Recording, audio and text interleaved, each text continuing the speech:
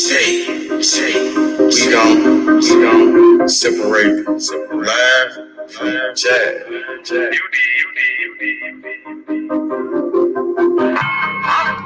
might understand me. Am is better than am. Hope you're better than know me. Trap. I'm on my motherfucking trap shit. I'm on my motherfucking trap shit. I'm on my trap shit. NBA, I'm the number one in trap. D57, nigga on his ass down. Nigga came at me about a fucking bitch. D57, I laid his ass down quick. Blah, boom. Yeah, all that shit. Niggas talking shit. Oh, with all that shit. 20, 50, 100 shit, I want it all. First round drought, pick, that's how I ball. Big bitch, she bad, but I put that hoe on pause. Trap. I'm on my trap shit. I'm on my motherfucking trap shit. NBA baller on that trap pick. 57, lay his ass down quick. Body found in the bag, laying in the ditch. Blah. I'm on my trap shit. For 48 a bitch. Nigga playing with the G shit. Simo, you know I'm with the shit. I'm ballin', girl, paid him back in 96. Don't give a fuck about what I do, cause they don't make you shit. 93 gang bag, they trap pick. I don't know nothing about shit, I'm on some trap shit. Hold the fuck up. I don't think these niggas believe in you, man. They sleeping on you. Free up, man. I thought you the number one trap pick. I'm on my motherfucking trap shit. I'm on my motherfucking trap shit. I'm on my trap shit. Yeah, I'm the number one in trap pick. Close the door, turn off the phone. It's time for this meet. Had to grind for the shot, that's all the way on me. I'm on some trap shit, you niggas somewhere out there sleep. Trap like a drive-through, they know I keep growing mad, cause I keep on firing up that reef. I told them flex, got it, hold it down for my people. Ballin' like a motherfucking trap pick. D57, nigga gon' lay his ass down quick. These skeletons was bad, that's all a nigga need. In my trap house, no sticks, stems, or no seeds. NBA drop pick, that's how I ball. 20, 50, 100 shit, I want it all. I'm on my motherfucking trap shit. I'm on my motherfucking trap shit. I'm on my trap shit. NBA, I'm the number one in drop pick.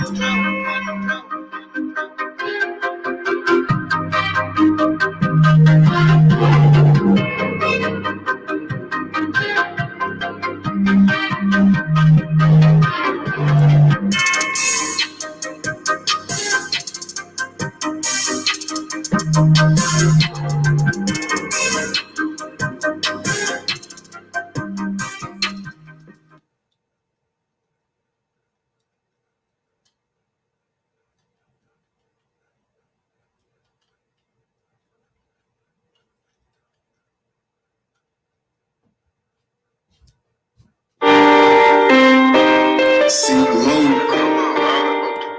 H money. All the way to the motherfucking top. Nigga for real, I was in there. You did not just shit, my nigga. They got brains, nigga. You know that shit, man. These niggas, they change the game. These bitches, they change the game. These niggas, they change the game. We're gonna change. Change. Pray to God, hope it change. Will it go? Change. These niggas, they change the game. These bitches, they change the game. These niggas, they change the game. Will it go? Change. One of the winners, he gon' change. Change. Never change. My nigga, we ain't the same. I'm married to the game. 1,000 on the change. Change the game. 28 grand, I was shouting you. Your bitches making deals, my whole fucking forfeit. You ain't get money, you in the way, I'm know my head stacking bread. I'm getting money, stacking up, so I go fed. Niggas gon' change. Look, y'all ain't game. Nigga play game. See no doing change. Lord knows I can't complain. But the back was doing the same damn thing.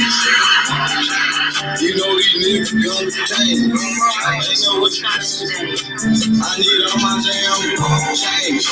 These niggas, they change the game. These bitches, they change the game. These niggas, they change the game. We gon' change. Pray to God, we change. We gon' change. These niggas, they change the game. These bitches, they change the game. These niggas, they change the game. We gon' change. Wonder when this shit gon' change. Hey, she classy home, but she fuck from change. Shit, who can she blame? What's the screw? Self-destruction. I hear in the street, this shit for nothing. These niggas ain't change. It ain't the same. It ain't the same. Niggas know it ain't the same. It ain't the same. Niggas changing like the world. Susan choose that ass bitch fucking for girl. These niggas gon' change. These niggas gon' change. These niggas gon' change. Stay down to all the stress. Purchase your tracks today. Still jugging this for this. Change. These niggas, they change the game. These bitches, they change the game. These niggas, they change the game. We gon' change. Pray to God, we change. We gon' change. These niggas, they change the game. These bitches, they change the game. These niggas, they change the game. We gon' change. Wonder when this shit gon' change. Hey. You understand me? You know, some niggas ain't changing the years anyway.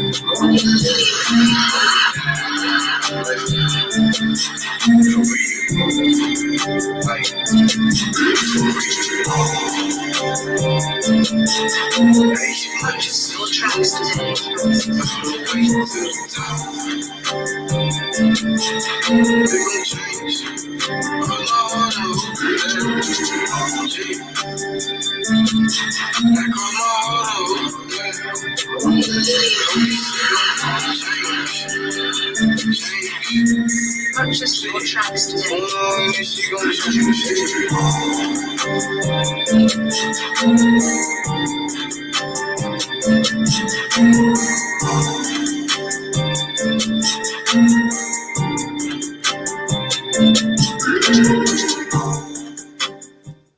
today.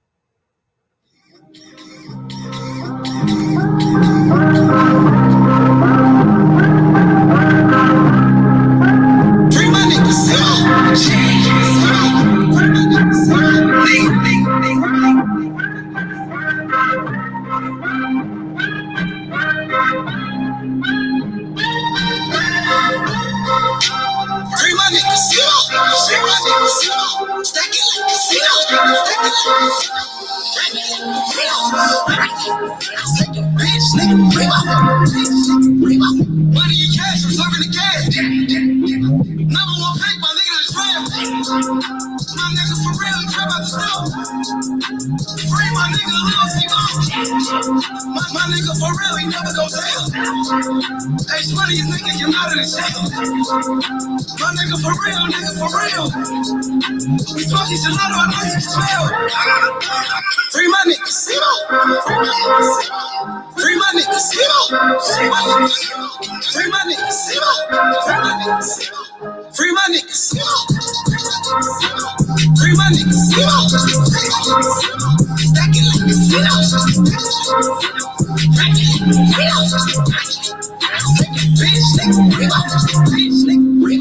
Free my nigga, Simo. Free my nigga, Simo. Stack it like casinos. Stack it like casinos. real. Dreams take a rich nigga real. I'm like, I'm gonna let that shit slide. If I hear something going on, I'ma hear it. These niggas not gonna disrespect me. My niggas feel the same way.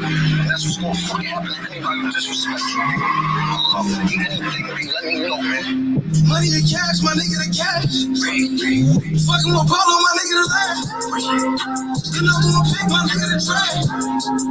Lil' Simo get it, my nigga to track. My nigga for real, he never goes down. Hey, Spuddy's nigga, you're not in the jail. My nigga for real, nigga for real. We smoking gelato, I know you can smell. Free my nigga, Simo.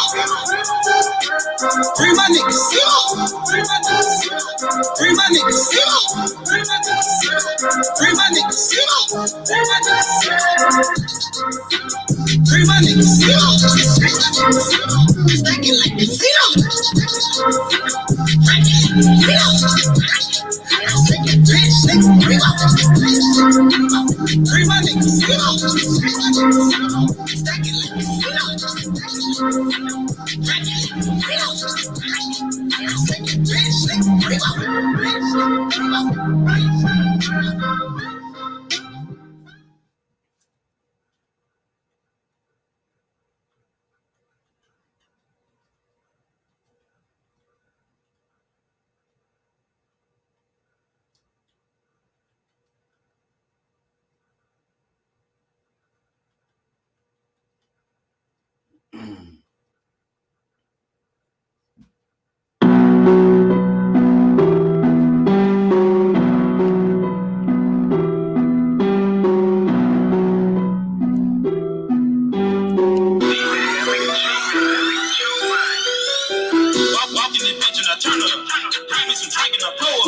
I'm in the streets, I run door.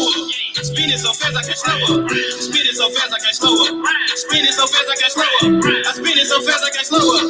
I'm in the streets, I run door. I walk in this bitch and I turn up. I walk in this bitch and I turn up. I walk in this bitch and I turn up. I burn up the cushion, but burn up. I'm in the streets, I run door. Speeding so fast I can't slow up. Grab me some drink and I pull up. I'm in the streets, I run door. I walk in this bitch and I look like a lick. Nigga, that cause I just went here to lick. I just ran out with some bells of this shit. Down out that touch and I blew it on keys. Look at me, bitch, I just know I'm the shit. Shooter like Rambo, came from the bando, friend like bankroll, IB bankroll. I'm in the street like a plate that I can't go. I walk in this bitch with a ceiling sweat. I walk out this bitch and hop in the day. I blow out this shit like a ceiling fan. I'm trying to give me a ditty bag. I'm trying to give me a ditty bag. Round, selling plenty grand. I done ran up plenty cash. I just rolled up a zipper gang. Burn up. Pop me some beats and I turn up. I barely can keep up with time. Pop on a nigga for dropping the dime. Red Ben Frank's on my mind. I'm in the streets on my grind. I gotta sleep with that ass. Oh, the streets came inside. I'm walking this bitch and I turn up. Bring me some drink and I pour up. I'm in the streets, I run door up. Speeding so fast I can't slow up. Speeding so fast I can't slow up. Speeding so fast I can't slow up. I spin it so fast I can't slow up. I'm in the streets, I run door up. I walk in this bitch and I turn up. I walk in this bitch and I turn up. I walk in this bitch and I turn up. I burn up the cushion, but burn up. I'm in the streets, I run door up. Speeding so fast I can't slow up. Grab me some drink and I pour up. I'm in the streets, I run door up. I'm a rich rap, I do what I want. I'm a rich street nigga, came out the corner. I live a life that these bitch nigga run. Promethazine, I don't sip on Corona. We have a bail, I'm watching for 12. I swear you on scale, let them tell. Fuck on the hell and make fuck on the jail. In the big cat mouth, take on make bail. He turned to 20, turn to 50. Rockin' designer, looking like a G. I'm from the hood and now my nigga get it. If it's about money, six figures, I'm with it. Come through your hood and I'm serving you, sir. Place up an order, I'm coming to serve. I'm in the street, I try jumping like her. Young mother oven, man, hold up, free smart. Real street nigga from the brick. Fuck all these hoes, I can't beat out a bitch. Ride with a pound and a skeleton nigga. I'm in the jungle, I keep me a stick. I got a trap and I don't pay the rent. Double cup, don't get it big. Rolling up backwood behind tent. Walking this bitch and I turn up. Bring me some drink and I pour up. I'm in the streets, I run door up. Speeding so fast I can't slow up. Speeding so fast I can't slow up. Speeding so fast I can't slow up. I spin it so fast I can't slow up. I'm in the streets, I run door up. I walk in this bitch and I turn up. I walk in this bitch and I turn up. I walk in this bitch and I turn up. I burn up the cushion, but burn up. I'm in the streets, I run door up. Speeding so fast I can't slow up. Bring me some drink and I pour up. I'm in the streets, I run door up. Brother Boxing in the motherfucking building. What's good? What's good, brother? How you feeling, bro? Armundo, good, brother. what's good, Armundo? Pull up on me. What's good, brother? I talked to Morrell's manager. Morrell will be coming on the show, in a couple of days, bro. And I'm excited. What's good, man? Man, that's exciting, bro. That's real exciting and good that he's coming on the show. Say it again. I said that's real good and exciting that he's coming on the show. Hell yeah, the man. What world champion. You know what I mean? One of the fastest rising stars in boxing. David Morrell Jr., the motherfucking phenom. What's good, bro? How you been doing? Pretty good, man. Man, let's talk about it, bro. Shakur Stevenson, Oscar Valdez, Armundo, what's good? How you doing, brother? Hey, man, I'm better, man. I got hit with that beat, man. For real? Yeah. He only stayed in my system for like 2-3 days, yo. So I'm feeling. Yo, but are you vaccinated, right, brother? Brother, no, not trying to get you. Are you vaccinated, brother? Say what? Are you vaccinated, brother? You talking to me? Yes. I don't understand. What you said again? I said, are you like COVID vaccinated? Yeah, I am. Okay, that probably probably still got it. It's all good. I'm happy that the brother made a speedy recovery, though. You know what I mean? And I tried to call you the other day. You know what I mean? I didn't know what was going on. I wanted to check on you, brother. Man, I was out. You know what I mean? I was. But I recovered so fast, man. It's a long story, man. But, man, that's good, brother. I'm happy to see you here, brother. Yeah, I'm happy to talk to you again, man. I'm missing your show. I listened to it, but I didn't have the energy to even push the button to get in. It's all good, bro. I'm happy that you're doing better now. Most important is health, I appreciate it, man. Yeah, I miss you guys, man. How everybody doing? Man, everybody's good, bro. We talking about the fights, right? They said Shakur Stevenson versus Oscar Valdez. Yeah, I seen that. Yep, go, brother boxing. Go ahead. What you wanted to talk about, brother boxing? No, that was no. I was just asking him a question. That was just it. Okay, brother boxing. What you think about this fight? I appreciate it, brother boxing. I appreciate it very much, man. You're welcome, bro. Absolutely appreciate that, brother boxing. Brother boxing, what you think about Oscar Valdez versus Shakur Stevenson? Do you think we gonna get that fight? Oh, I think now. Why you say now? Is it because the whole thing with Terrence Crawford going on? Yeah. I didn't really you think that got something to do with him getting this fight? Yeah, man. Bob wants to make sure that this fight goes on, so they won't call him a racist, or Bob's trying to protect himself. The man. You remember? I think Shakur Stevenson had put out a tweet like a week ago, even before Terrence Crawford was talking about suing Bob, and Shakur Stevenson said, "My next fight will surprise you. It will get me on a pound for pound list." And he brought that up even before Terrence Crawford had talked about suing Bob Arum. You feel me? Yeah, but they're still in negotiation talks. The fight has not been. It's been like a been set up like for a day. It's kind of like a start in the chart. They're in negotiation talks now. You feel like they finna finalize it? They about to finalize the whole thing? Yet. So they're still in negotiations and stuff. Do you think we gonna get that fight? Probably so. I would say like 75, 80% so. For sure. And who you think is the favorite in that fight, Shakur Stevenson or Oscar Valdez? Oh, Shakur Stevenson is the favorite.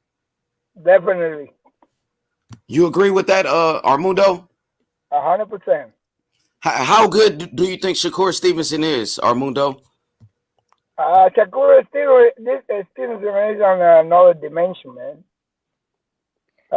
He's younger guy, the hungriest of all. I follow his career since the Olympics. I told you about it, and he's so good, man. I mean, the sky's the limit with that guy, man.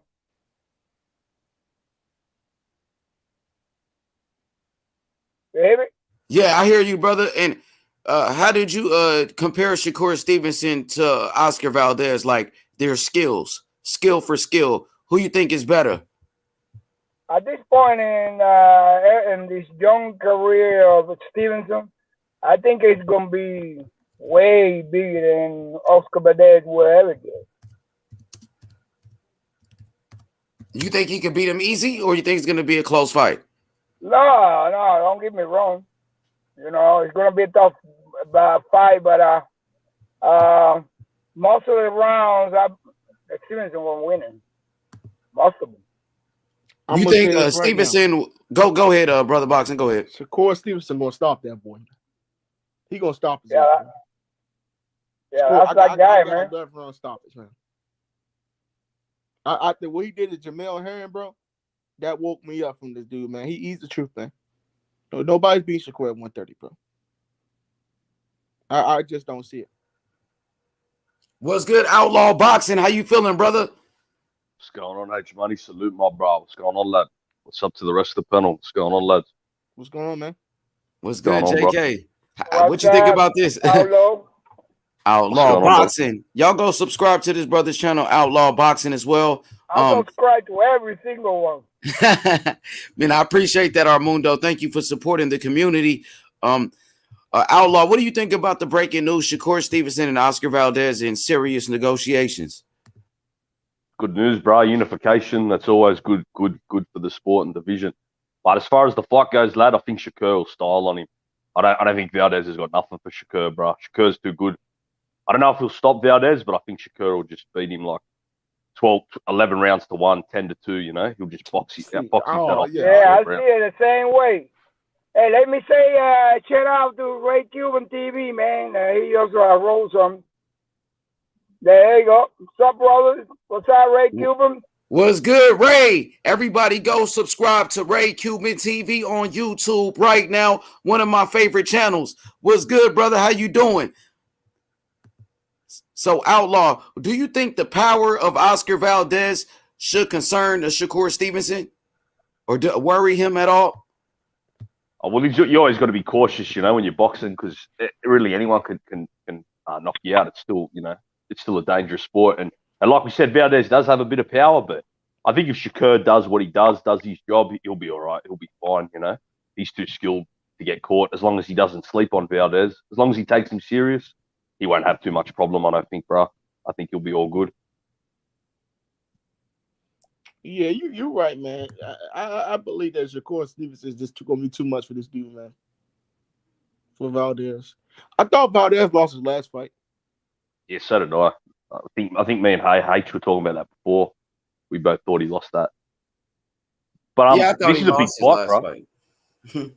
This is a big fight, though, H. I think this might be the biggest fight at 130 since Mayweather-Corrales. You know, remember when they fought it, what was that, like 20 years ago? That was a great fight, man. That was epic. I remember watching that fight. I was a kid, man, and, you know, Mayweather undefeated. Corrales was undefeated, just like these guys. 2 undefeated champions in their prime. You know, I think it's a great fight. Ray Cuban TV says Shakur versus Valdez is a great one. I'm picking Shakur Stevenson. I think most people are picking Shakur Stevenson in this one. Shakur seems like a favorite. Is Shakur really that good, guys? Do you guys believe that Shakur Stevenson is this good? Yeah, I do. Yeah, I think he is, bro. He's the most talented young fighter in the world. Seriously, even like you would say, better than Devin Haney or Jaron Ennis, even Tank Davis and those guys? Yeah, I think he has a higher ceiling than everybody. Even more than Virgil Ortiz? I agree 100% with that. Yeah. You agree too, Armundo, with him? Oh, yeah, definitely, man. He's the most skilled of all. Wow, even more than Boots Ennis, you think? Well, Boot is very slick. I mean, but the willingness of Shakur to keep learning, because you can see the growing on him every single fight, man. It's like another Matrix, like Lomachenko. But more power. So the Brotherhood Sports says Valdez walks through Shakur pillow fist. What do you think about that comment, y'all? When he says Valdez walked through his pillow fist. I can't say it. I can't say that, bro. I can't say that happened. Come on, bro. He's got a lot more Valdez power beat- than that, man. Just get in there. I disagree with that comment from Brotherhood. Do you believe Shakur Stevenson has power? He just won his last fight by knockout against Jamel Herring, who was a champion. It was doctor stoppage, right? He destroyed him. Yeah, TKO, technical knockout. Still a knockout, That's what right? I understand. I don't understand the comment because I see the power growing in him too as the skills go with it. People forget that Shakur is only 24 years old. He's not even in his prime.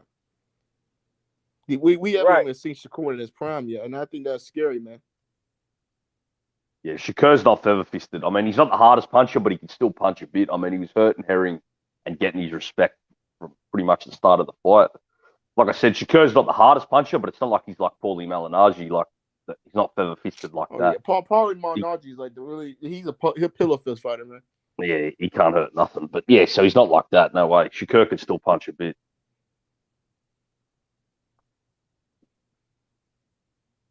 Right, yeah, no, but I see more power in him.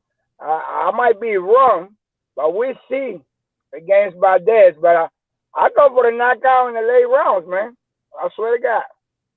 I got technical knockout on 11. I picked that shit. Yeah. The volume on punches, every time he throw hard punches. It don't matter. People don't want to say Shakur can fight the inside also, bro. Yeah, he's getting good at everything. And he got great defense. What you guys think about this comment right here from my brother Magic? Shout out to Boxing Magic. He said H money, but Shakur has to work extra hard for the stoppage, bro.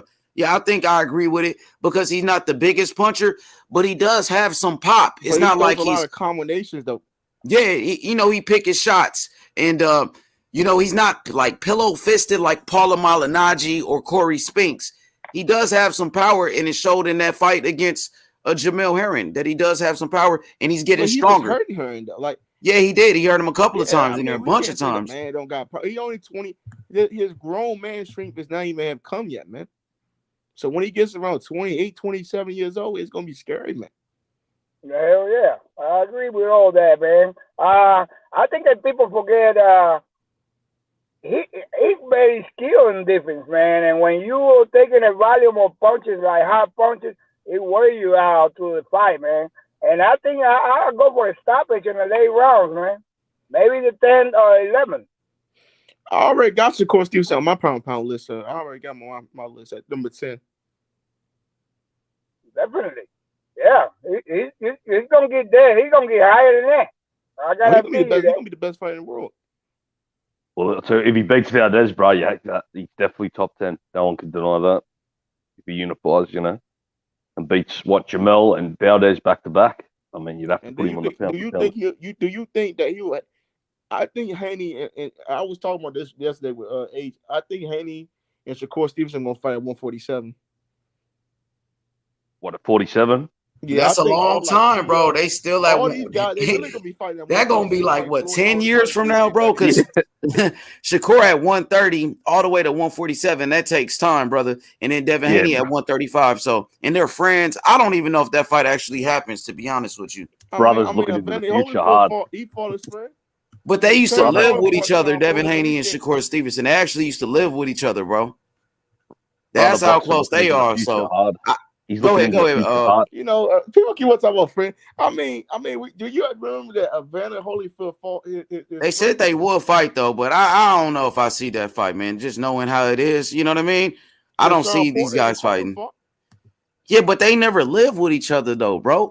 They was the best of friends back in the amateur. But hey, they said they will fight. To be honest with you, Devin Haney said, when it makes sense, the right time, they will fight each other. And I think that's gonna be at 147. I really believe that because that's how you can make the most money because the money division is 147. But it's a long time away, bro. I think that's years. You're going way into the future, brother boxing. I think that's probably like. Yo, I want to give a special shout out to my brother Puro on the panel. Oh, he just fell off. There go Puro's link to his channel. He just started him a channel, so everybody go subscribe to Puro. Support that brother. He's been supporting us since day one. Matter of fact, Cosmic got a channel too. So everybody go subscribe to Cosmic channel. Subscribe to him. Cosmic, drop the link to your channel in the comment section. Shout out to Alex Garcia. Alex Garcia said, easy work for Shakur. Mark my words. Yeah, Puro, what you think about that? What's good, Pete? Thank you, H, for shouting out the channel, brother. Man, all the time. I'm you know good, you I'm my good, brother, I'm good. man. No, for sure, What's up, H. You know I Puro? rock with you. You know I rock with you. Yo. What up, Jed? What's up, fam? What's up, my bro? Hey, what up? How you doing? How y'all doing? Armando, What's going on, Puro? PT, Primetime, what up? What up? What's up, man? Same old. Yeah, man. But I'm What you think about the fight, P? Let me Oh, get your thoughts, Valdez, Shakur. well, man, I mean, I've said it before. Shakur, man, extremely talented. Valdez is, he's a really good puncher. Underrated boxer. I don't know. I said it, from the, for a while since they were actually gonna fight.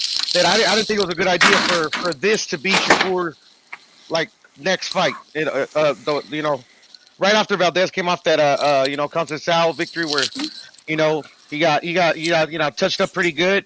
I just don't think I just don't think Shakur's ready. brother, can I ask what you said, brother? What's up? What does Valdez does better than Shakur Stevenson? I think he's more gritty. I think he's tougher, bro. He'll go in there and bang. Man, y'all just don't understand. He cost you that Hearn fight last when he beat the shit Jamel Hearn, bro.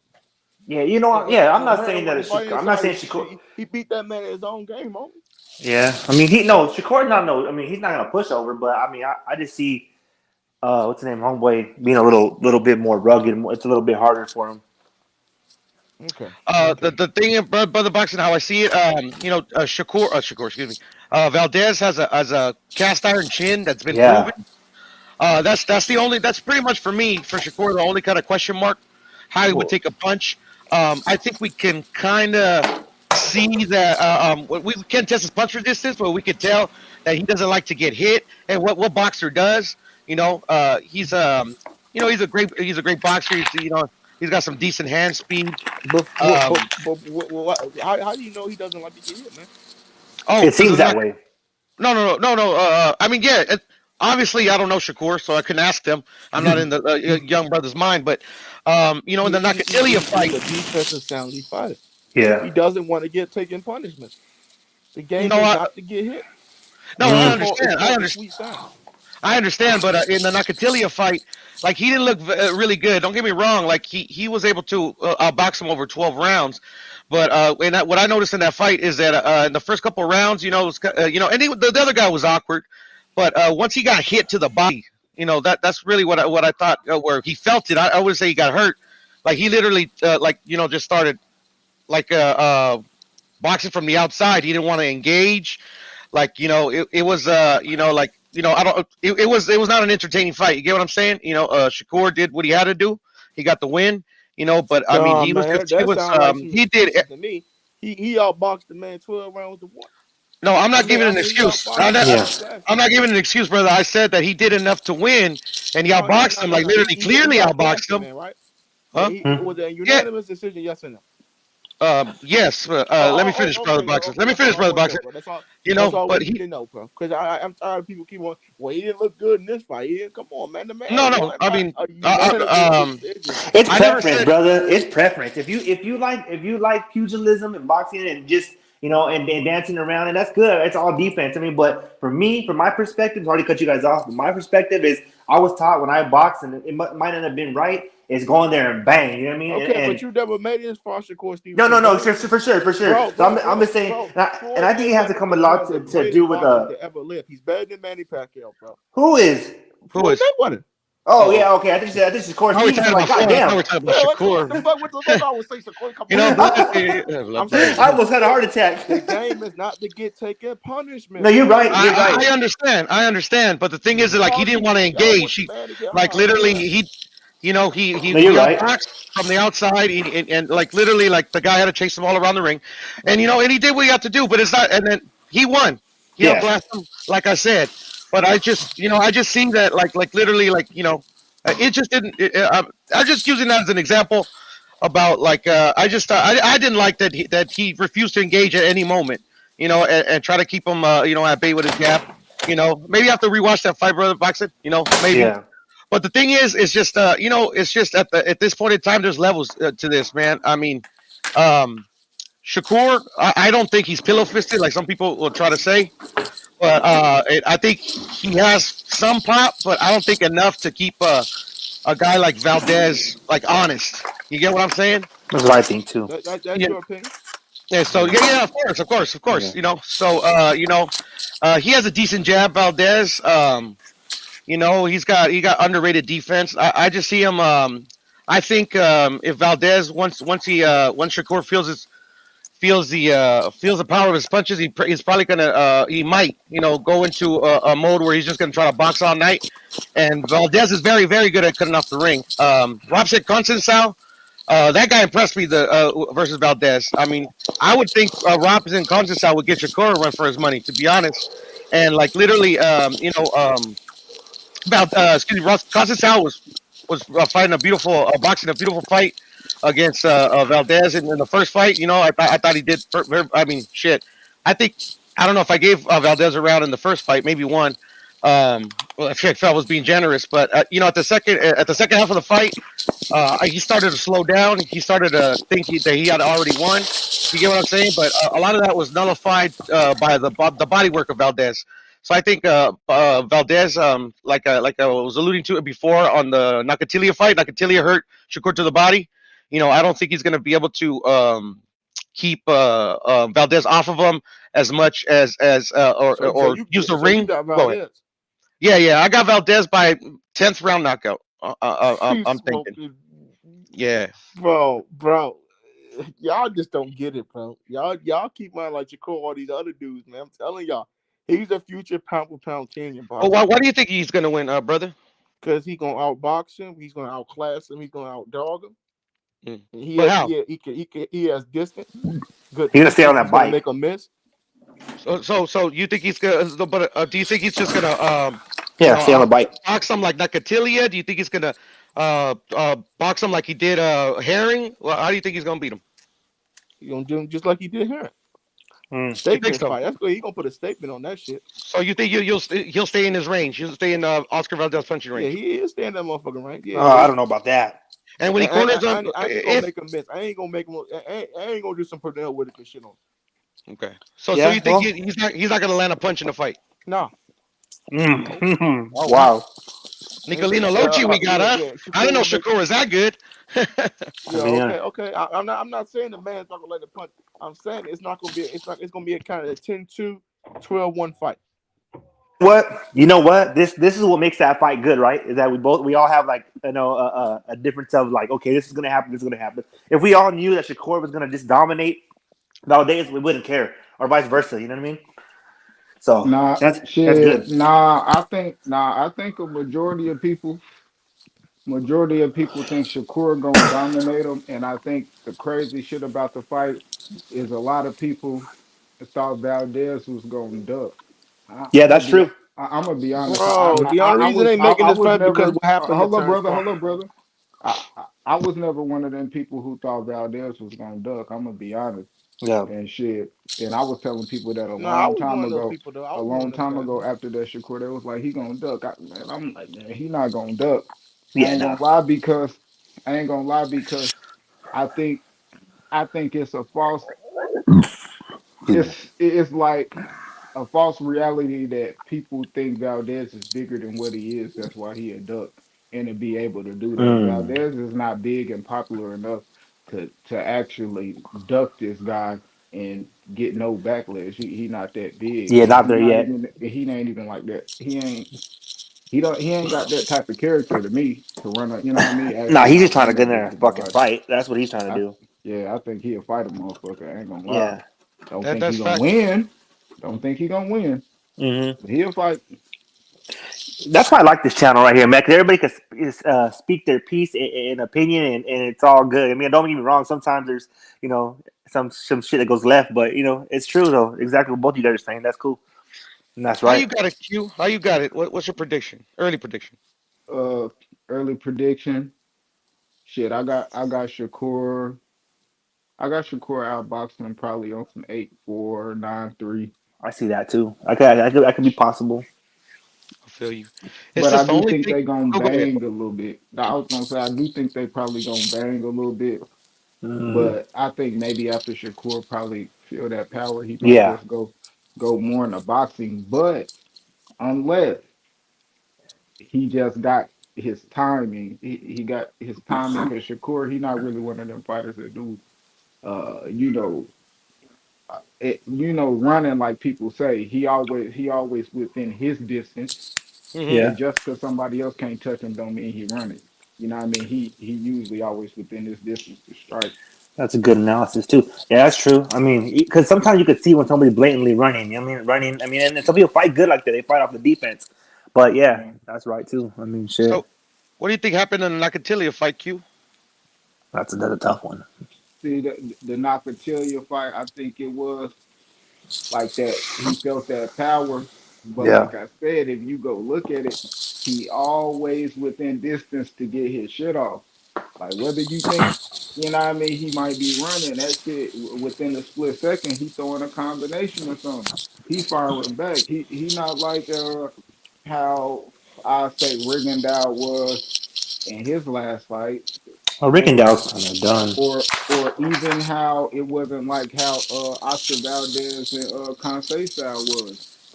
I think Conceição won, Hmm. but but again, he did use every inch of that motherfucking ring. Shakur is too, but bro, I ain't gonna lie, like he like on some how people say Floyd Mayweather ran. Hmm. So I, go to watch some of them motherfucking fights, and he always within his range to strike. yeah. You know what I mean? You know what the problem was with Mayweather too? I mean, from my point of view, growing up and watching his fights, is that especially being Hispanic, is that we wanted a different fight, right? And Mayweather was smart enough to understand like he's not gonna go in there and fucking bang. You know what I mean? That's just not his style, which was smart. You're in there to hit and not get hit, right? And I learned that as I got older. But I was young, it was taught like, hey, we're just gonna go in here and bang. You know what I mean? So I guess it just it's a perspective. You know what I mean? Because you're supposed to go in there and not get hit and hit. And what I grew up with, and my dad and everybody like, nah, you go in there, you toe to toe, and you fucking, you know what I mean, and you bang Yeah, it out. But that's not the smart way to do, obviously. yeah. And I think Shakur Power might surprise Valdez. I Ooh, think that's still to be seen. that'd be a But I tough one right think there. but I do think Shakur Power kind of underrated as him If coming up. Shakur was to go in there and fucking knock Valdez out or drop him, dude, that would be something. That would be fucking crazy. I don't know. Yeah, I, Yeah. I think he could probably drop Mm, Valdez I don't just think on he. I mean, Go like ahead. on yeah. some probably like how people get knocked down or Yeah, even knocked out because the opponent is using their weight against them. that's true too. Yeah. Yeah, Valdez, if momentum. you catch somebody chasing them, Yeah, you can get knocked down off that alone, like those are the like best that. ones sometimes. Hell yeah, like how Josh Taylor did Ramirez. Like every Oh time he yeah, knocked him down, it was pretty much his own weight. Ramirez own momentum. You know what Yeah, I mean? Yeah, but the difference in that fight is that like Josh Taylor has like really real strong power, you know? power. Yeah, yeah. Uh, I just think he got better over time Mm. because I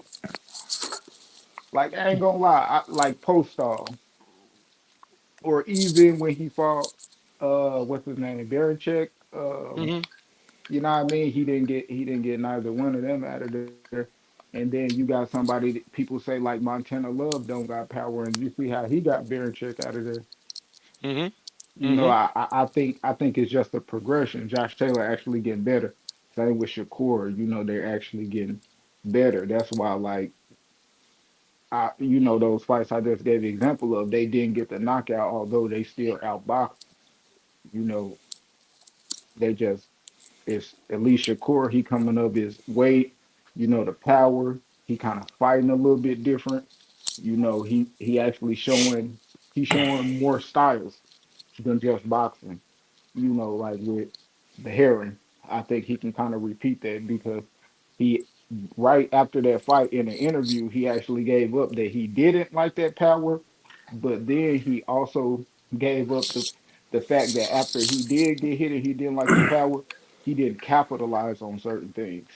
And if you Yeah. conscious of you not capitalizing, you're going to do that in the next fight going on, even if you know what I mean, are conscious of people with power after you feel it. Yeah, I think that this is going to be a Yeah. real test for Shakur. I mean, like if he passes this with flying colors, man, I mean, then but he has to win this. I mean, I feel. I mean, I could be wrong, but I feel like he has to win this pretty convincingly, and then, okay, well, because Valdez is a tough opponent. You know what I mean? Yeah, yeah, like literally, like Shakur's never seen anybody in his whole Yeah, career like this guy. yeah. Never. Yeah. So do you think Valdez is going to be the one pretty much pushing the pace, and you think he's going to be successful at it? You know Mm, what? I don't know, Q. Like I think so because I just think like literally I can't see Shakur staying in his range, because Valdez, he has guys like deceptively fast hands. He's accurate. Um, like, and then I think he's coming to make a statement too. yeah, That's kind of like intangible that you can't really predict. Oh, it's just literally a prediction. But literally, I think he literally embarrassed his last fight. He wasn't focused, and I think right now, I think for him, it could be a chance to prove himself to the public and to himself that like this guy, like this is a big fight for him. You get what I'm saying? I think he's gonna come in uber focused, and yeah, so I think he's gonna be pressing the action, and I think maybe at the beginning, Shakur's gonna try to, like you say, maintain his distance. And I think Valdez is going to land probably in this, probably the first or third. I think he's going to feel his power early, and he's going to start trying to outbox from, use every inch of the ring to outbox him. And Valdez is very, very good at cutting off the ring. And then he also learned he shored up his defense with Eddie Reynoso, even though we didn't see it on the Robinson Conceição fight. But he has a very good instincts and a very good ring IQ, because even though he was getting pieced up, he never forgot to throw the body, and he was throwing some vicious body shots that I think were telling on Conceição, because he slowed down quite a bit. yeah. Yeah. Hey, how do you guys feel about about Munguia? He's a fucking beast. That's one of my favorite fighters right Versus now. who? Munguia is fighting. What's that guy next month? Man, I don't think he's not really. I think he's kind of like a stepping stone, bro. But I forgot his name. But he's fighting. Munguia is a fucking monster, dude. Oh, Demetrius Ballard. I don't think I've seen him fight. Yeah, Demetrius Ballard. Yeah. Hello. Oh shit, I don't know. I gotta see that shit. Munguia, man, that motherfucker's hard to beat. But I I thought. like. Go ahead. I was gonna say shit. I like Munguia shit. He gotta tighten up on that defense. He be A getting his little bit, ass. huh? Yeah. He be getting his ass punched like Mm. hard. Like damn, but That motherfucker's a robot, bro. I trip out on that shit. Like he yeah, comes forward, just fucking throwing bombs and getting hit with bombs. And what's the yeah. last guy he fought? Rosado. Everybody, Rosado. Rosado's gonna knock him out. I said, there's no fucking way Rosado knocks this fool out. There's no way. Yeah, And he went in there and yeah. beat the brakes off Rosado. Yeah. He beat Rosado. Rosado Oh was yeah, he hitting his beat him ass with up. some. 2-piece to 3-piece That was uppercuts. yeah, yeah. Rosado was Rosado hitting came off his a good ass hard knockout though. though. Of that what's that? That Asian cat, Asian dude, or whatever name or whatever he was, What's his name? the bully or some shit. Yeah, Deck the Bully. Got fucking slept.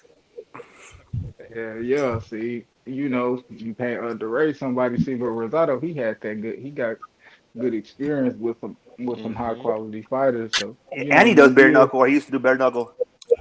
he looked like it too. Mm-hmm. Yeah, I remember that Yeah, fight. They did bare knuckle. Yeah. Mm-hmm. yeah. So yeah, But I Munguia, mean, I think he can do his thing. My bad. What you say, Terrell? no, I was gonna say, and I think everybody that was watching that fight could see that fucking he was open for that shot, Yeah. He kept on like the he kept bully. on dipping it. Mm-hmm. Yeah. But Hey, go bro. ahead, Q. You know what's weird to me, bro, is that when you're a trained professional fighter, right, and you have a habit of dipping your shoulder down and going to the body and exposing your face. Like nobody's ever told you, like, hey, stop doing that. You know what I mean? Kind of weird unless you just can't break the habit. I don't know. Shit, it's certain shit you can do on certain people, and sometimes you just fall in the habit of probably fighting somebody that that you're not supposed to do that to. Like, Yeah, sometimes some people when you fight a taller fighter and you crouch down and you like throw that solar plex jab straight to the body, or you might up jab yeah, and hit him to the chin. You can't do that. You're not gonna be able to do that same thing on a shorter fighter. that's true You too. know, even if you try. So And that's what's funny is like you growing up, I gotta boxed understand. right, and I was always, I'm like 5'11", 6 foot around there, so I always kind of fight long. But it's funny because whenever I sparred against people who are like 6'4", 6'3", it was a different beast that I wasn't used to because I was always used to being a taller person, right? And then so Hmm. that was a whole different thing in itself. Hell yeah. Hmm. That's yeah, and that don't mean even that person necessarily better. It's just And just they fight, habit. yeah. And then sometimes I notice taller fighters they want to fight small for some reason. I don't get that shit either. Like, Shit, yeah, cause shit, shit. I don't know why the fuck that is. not me. Shit, If I was 6'5", I'll be using every single inch of that shit. some people just like, cause fighting. I mean, kind of like boxing, stand on the outside, jabbing and Hmm. moving and I like shit. that. Yeah, that it take a lot more energy sometimes to Hell get the yeah, it job does. done. It takes a Hell yeah, lot more energy. you gotta move way more. Like you down there jogging on the back foot, and this person just tiptoeing Yeah. towards you, tiptoeing. So shit. It's crazy. Fuck Like it. growing up and getting into street fights and shit. I was always, I boxed, so I always knew a little something, right? And I remember Mhm. my last fight I got into. Fucking, I was boxing, doing my thing, and they kept on dropping this dude, dropping him, but he kept on getting up, and then I would chase him, and then after I was done, I said, I'm never doing that shit again. I was so fucking out of breath, bro, throwing up. I couldn't fucking believe it. I was like, oh man, if this guy could have been able to fight and been able to keep, taking my shit, he would have fucked me up afterwards. You know what Yeah. I mean? Yeah, Bro, I couldn't breathe. I went home. I was like, that, yeah, that cardio ain't no joke, bro. yeah. That cardio a different beast, That's why I tell especially when people you like, oh, start I'll that get in the shit. ring. I'll fuck somebody up. I'm like, bro, you're gonna fight for 10, 15 seconds, 20 seconds. You're gonna be dead. Yeah, yeah, motherfucker gonna gas out in the first round. Talk about I'm dust. Talk about my soul's leaving my body. I'm telling them they don't Yeah, understand till you in that shit. motherfucker. Third round and they can't keep their fucking hands up for shit. You know what I mean? Hell yeah, I've been there. Right now, I guarantee if I get in the ring right now, I'm going one round, and that's it, bro. I mean, fuck, shit. Yeah, Yeah, yeah. that's why I laugh when people get on here like, man, I'll go in the ring with you right now, 12 rounds. I'm like, bro, unless you a fucking, I mean, I'm not saying everybody, but the majority of men, right now can't get out of the couch and just go 12 rounds. I'll tell you that shit. Fuck no. Smoking blunts, 12. eating Cheetos. Uh, 12 and shit, 12 rounds. Fuck no. I'll probably go a good two. Too, yeah, Shit. feeling good, huh? Yeah, I know what you Maybe, mean. maybe. Shit. Yeah. But I get in that motherfucker about 6 weeks. Shit.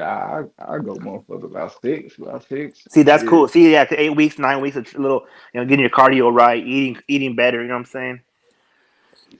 Yeah, yeah, I ain't gonna lie, I always eat the same shit. I be like, fuck that. I don't switch my job when I get back in the team. That's how my cousin was. I Yeah, he was like an amateur. Yeah, he was an amateur boxer and shit. He never made it, and never went pro or nothing. But that motherfucker would eat the same shit, make weight, and still be dropping fools. You know what I mean, it was weird. Some people just built like that. yeah, yeah. Hey, were you on last night? Who am I talking to? Who is it? This cute guy. You Nah, I got wasn't on oh last night. oh last night it was I, crazy. Them fools were going ham on each other for fuck, boy. yeah, yeah, I seen that shit. I'm like, I ain't gonna lie, I Fucking ain't gonna lie, really rich cooked it. Really rich cooked them. I was Oh like, yeah, damn. man. That fool, what's his name? Method Man or Method, whatever. He was man. They were getting on there bad, boy. I am method. Yeah, that I shit was started funny that as shit, hell. man. Oh, did you? They were Fuck calling you, him broke. yeah. Had to jump in and stop the cap and Bro, shit. Yeah, yeah, that it shit. was I fun ain't though. gonna lie. I had a good time. Yeah, the funniest part about that, like, I ain't gonna lie. Y'all should have been shut that shit down because Yeah. those belts Kambosos had that he all had right there. Those weren't his belts. Those were Tio's belts. Teals, yeah. That's why when we seen the top rank patch on it, like those Oh his yeah, belts yeah, that when he beat Tio up, you yeah. get they give you the belts, you get to carry them, but you have to give those belts back. Oh really? And then they send you your own belt. Yeah, because everybody got their own named, engraved, or embroidered That's what. Hey, on bro. You know what's on funny? their I always belt. thought about that shit. I said, what? I So said, what? How the fuck they have their name on that shit and everything? Yeah. yeah, so But I mean, yeah, yeah, so but those yeah, when just he because get his you get belt. the new ones later. Yeah. Oh, okay. Yeah. Just like when you seen Usyk beat AJ up, you remember when Usyk walked back there and he gave his belts back to AJ Oh and they yeah. hugged and shit like that. Like they don't keep those belts; they get their own Yeah, belts. Why those would are you want his. Yeah. somebody Hey, else's but belt? do you have to give them back, or can you be a bitch? Like I'm keeping your shit till I Nah, get nah, mine. nah. No, You those gotta are give that his. shit back. Those are like his. That's what I'm Yeah, saying, yeah. though. Wouldn't that be something like, nah, I beat your ass, so I'm like, like I took your bitch. You know what I'm saying? Nah, you can't do that. Nah, I you mean, can't do that. nah, Nah, you it's can't all do that love at shit the end of like the that. day. They get their own belts. Yeah, They get that's their cool own though. But belts. that'd be funny though. Like, I'm keeping these motherfuckers till I get my belt. Yeah, so one, y'all should have shut that nigga down like that. And then else you had to say was, even if that nigga do got two belts, Salute, Cos. all you gonna see is motherfucking Kambosos franchise, which everybody know that's bullshit. And then Hmm. you got Devin Haney with the world title.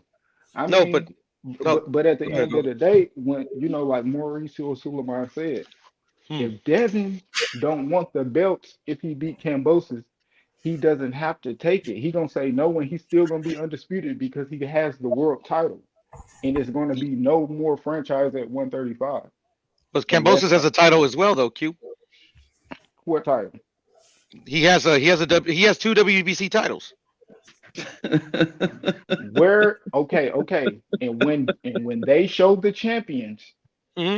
what champion is he under? Franchise and what other champion? WBC champion. Why is Devin named there then? Be, I don't know. You have to ask Mauricio. I already So explained it a so few times. so, so I'm saying I saw it on the picture. I saw it on that that belt don't certificate. mean It nothing. said that certificate said WBC lightweight world title versus Lomachenko, Vasily Lomachenko, on that certificate by T.O. Head yesterday. We talking about Cambosos. That's Yeah. what I'm talking. But that's did not Kambosos beat T.O.? Didn't he get those belts he got? No, Franchise. no. Like I just said, So if you so go back, Kambosos, like I hold up, just said, Q. hold up, no, Go no, ahead, no, brother. no, hold up. Like I just said, that picture that everybody was seeing going off of yesterday, those are T.O.'s belts. He had to give those back. He has his own belts. Hmm. Okay. So He got one. Kambosos was He walking okay. around with the So he belts got T.O. one. had to give back. Yes. If Like you go after the look, fact at his house. I promise. If you go look at that caption, it's going to say Cambosis with T.O.'s belt the day after the fight. On God, that's what the fucking caption reads. No, I Cause know, but he's gonna get you his see own the belts though, top Q. one, yeah, but he not getting Yes, he two. got to get And the belt okay, switched over to his name. Yes. and even if he do, like I said, when you go on there and read the champions, he's listed under one champion. That is the franchise champion. Hmm. Mauricio Suleiman called him the franchise champion. Hmm. He don't call him no other champion. But he I called ain't never Devin the heard him Pride call him the world champion. champion. I ain't never heard him call him the world champion. I Who's the heard him Yeah, call email him the he champion? did. franchise champion. He said it a few times. Who's the email champion? Okay. Regardless, in black Hmm. and white, you gonna see it. A nigga can have multiple belts. On Uh-huh. God, Mauricio Suleiman gave Earl another WBC belt after he beat Danny. Yeah, What but that mean? you're murking up the waters there though, Q. That was like Do we literally that see that belt ceremonial that belt. he gave him? I only see Earl with that one WBC and the Man, go IBF. Where is Jermall it? the Where Charlo the got belt one. is? go look at that nigga after he beat up Danny. He got two WBC belts in the IBF. But that's not the point, Q. The It don't point is mean that nothing, bro. It don't mean nothing that they can give you extra belts. If you want an extra belt, hey, call them up. They gonna make you one and send you that bitch. I Q, don't give a Q. fuck how They didn't many. give him an extra belt, bro. Like what y'all talking They didn't about? give him That's an extra fact, belt, bro. bro. That's the That's thing, fact. bro. Okay, it got his name. It got Kambosos' name one time, bro. What you mean? Not two No, he times. has 2 certificates, bro. So why is It's like Kambosos Tia. sitting there first then, and Devin Haney second? Okay, I'm acknowledging he has a belt, but I'm telling you, acknowledge this. Oh, That mute, belt man, don't mean mute, man. shit. What the hell? My Acknowledge bad. this. That belt don't mean shit, bro. That's Oh, fact. Real why fact. does Mauricio What, Suleiman say it doesn't mean something though? bro? What did he say? What did he say that belt mean? The extra Multiple belt. multiple interviews he said he well first it was Tiafimo when he beat Lomachenko that he was a WBC world champion with the franchise designation, and that is a superior belt. And then I remember he had another interview where the reporter was trying to clear that up, and he says, so it's kind of like the WBA and their the super and the what's it called and the world title, and he's like he didn't want to say it, but it's like yes, that's kind of what it is. So Devin Haney, But it's like but it's like he not has a though. WBA word. No. He says that it was. Nah, the reason why I say it's not though Hmm. because he also Mm-mm-mm. said that this belt is not in any other weight classes, Hmm. and you only can get it if you ask for it. Exactly. That's why So it's not in again, other weight classes. Q. so again, that bitch don't mean shit. Real talk, like in actual, like what we actually talking about right now, and the Hmm. reason why it means so much for him and Devin to fight, we Hmm. know that belt don't mean shit. No, well, I don't know At that. least I do. Okay, Yeah. okay, that's why I say at least I do. Yeah, I got you, Q. But So like I go by what so the that motherfucker WBC be president relevant says, though. brother. And I'm going by what they listed still, because Devin's still listed as the world champion. I don't see Kambosos' name by that. So they're contradicting themselves, is what you're saying. Hey, you took the words out of my mouth. Right. I Yeah, think they're contradicting if themselves that's what too, it is. but they still say that Kambosos has their premier belt. Like they consider Kambosos The undisputed. franchise. Uh huh. They consider the Exactly. That's what we're WBC saying. belt with the Okay. franchise That's what designation I mean. as a supreme belt and their supreme champion, their number one champion. Devin is not their number one champion. He says that multiple times. Hey, I'm not saying Devin is the number one champion. Okay. If he franchise, he franchise. All right. Well, I didn't want to sully like Josh Taylor's name, but why aren't we having the same discussion with when Tank had the 140 belt, and so did Josh Taylor? The regular type. All right, so I was trying to explain this yesterday. Oh, And because thank we God all for know that belt explaining this don't shit mean today. shit. So What you I mean? don't understand how the fans can say the belt doesn't mean shit when we don't run these commissions or No, these I'm sanctioning saying Man. bodies. tanks. I'm saying tanks when it comes to being undisputed. But I it's the see same every situation, uh-huh. brother. Oh, that was different though. Wait till I smoke No, choke it me in ain't. smoke's backyard. That was different though. To to explain Look, the franchise compared you're my No, it boy, ain't bro. But it's the same situation. because the Man, belt to, dude. because the to belt because the belt Josh Taylor got is in every weight class. to It's explain the not. franchise compared to the It's not. WBA It's not world the same. title, it's two totally different sanctioning bodies. And in the sport of boxing, when we think about what's recognized and what is not recognized, the regular title or the world title in the WBA is not recognized as a super title. And then the WBC, amongst the whole boxing organization and sanctioning bodies, the franchise is not recognized, unlike the world title, which one Devin Haney has. No matter what Frank Suleiman says it, I just pulled up the box right to show it. Devin Haney is recognized by all the sanctioning bodies as the world champion. Plain and simple. Until the Okay. until the WBC puts that franchise, whatever the fuck it is, in every division, and make sure that the stipulations are for that as a real champion and not a 401k, whatever the fuck it is, then we'll see a different change in the entire organization of boxing. You see what I'm saying? To sit up here and say, well, Mauricio Suleiman says this, that, and the third, that's cool. That's fine. You see what I'm saying? That's cool and dandy. But when it comes down to us being recognized by all people and all sanctioning bodies. It's the WBA Super title, the WBC World title, which Devin Haney has, the real one, the legitimate. The franchise is not two titles. It can't be two titles. You get what I'm Yes, it saying? can. It can't be two titles that you can drop. Oh no, actually, you're right. You're right. It can't be two I let titles. y'all. I That's let y'all. why I let y'all. Kambosos Hold has on, it. hold on, Bureau. I let y'all. Go ahead, bro. Go. Right. The franchise is its own designation. It's not two titles. It can't be two fucking titles. That makes no sense. And you shouldn't be able to drop it and then pick it back up, then drop it and pick it back up, which is Mauricio kind of insinuated that you can just drop it whenever you want and still be considered. That's abnormal. That's not reality in boxing. So this is why it is not recognized by the other sanctioning bodies. It's cool whatever Mauricio says, but again, like I said on his own website, they want to kind of go rogue with things. So as far as all the other sanctioning bodies and commission, whatever it is, all together in the boxing society, the title that Devin Haney has will always be recognized until they get rid of it, bitch, completely, and say the franchise is just the world title, and that's how it goes. But right now, WBC world title Devin Haney has is recognized as the real title. The same one that Josh Taylor has, the same one Earl Spence has, the same one Jamel has, the one that Jamal has. Same one Kambosos has. You cannot have two titles. Kambosos don't got that one. Kambosos don't got that. You don't have two titles. Kambosos Stop has the super title. I'm actually done with this stuff here. I just want to ask one question. Hold on, why do most people want to deny Tio and Kambosos their status as undisputed champion? Why? So again, what do we gain by denying Kambosos his rightfully earned status as undisputed champion? I will repeat it one more time. Man is the president of his motherfucking company. He gave Devin Haney that belt. He got. So again, Kambosos.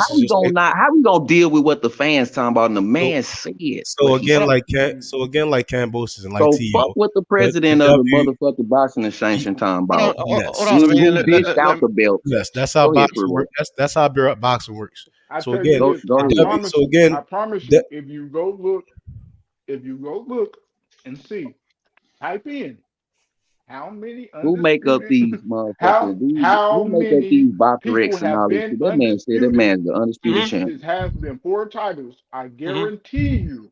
I guarantee you, Tio and Kambosos' name will not be mentioned. And where's the list? Where's the list, brother? Where's the list? Again, hold on. Where's the list? They done showed this shit 1,000 times. They done showed that plenty times on TV. They done showed it plenty times on TV. Yeah, and Frank Martin and Antonio were fighting the other day, and Fox called them his undisputed. Can you pull up that location?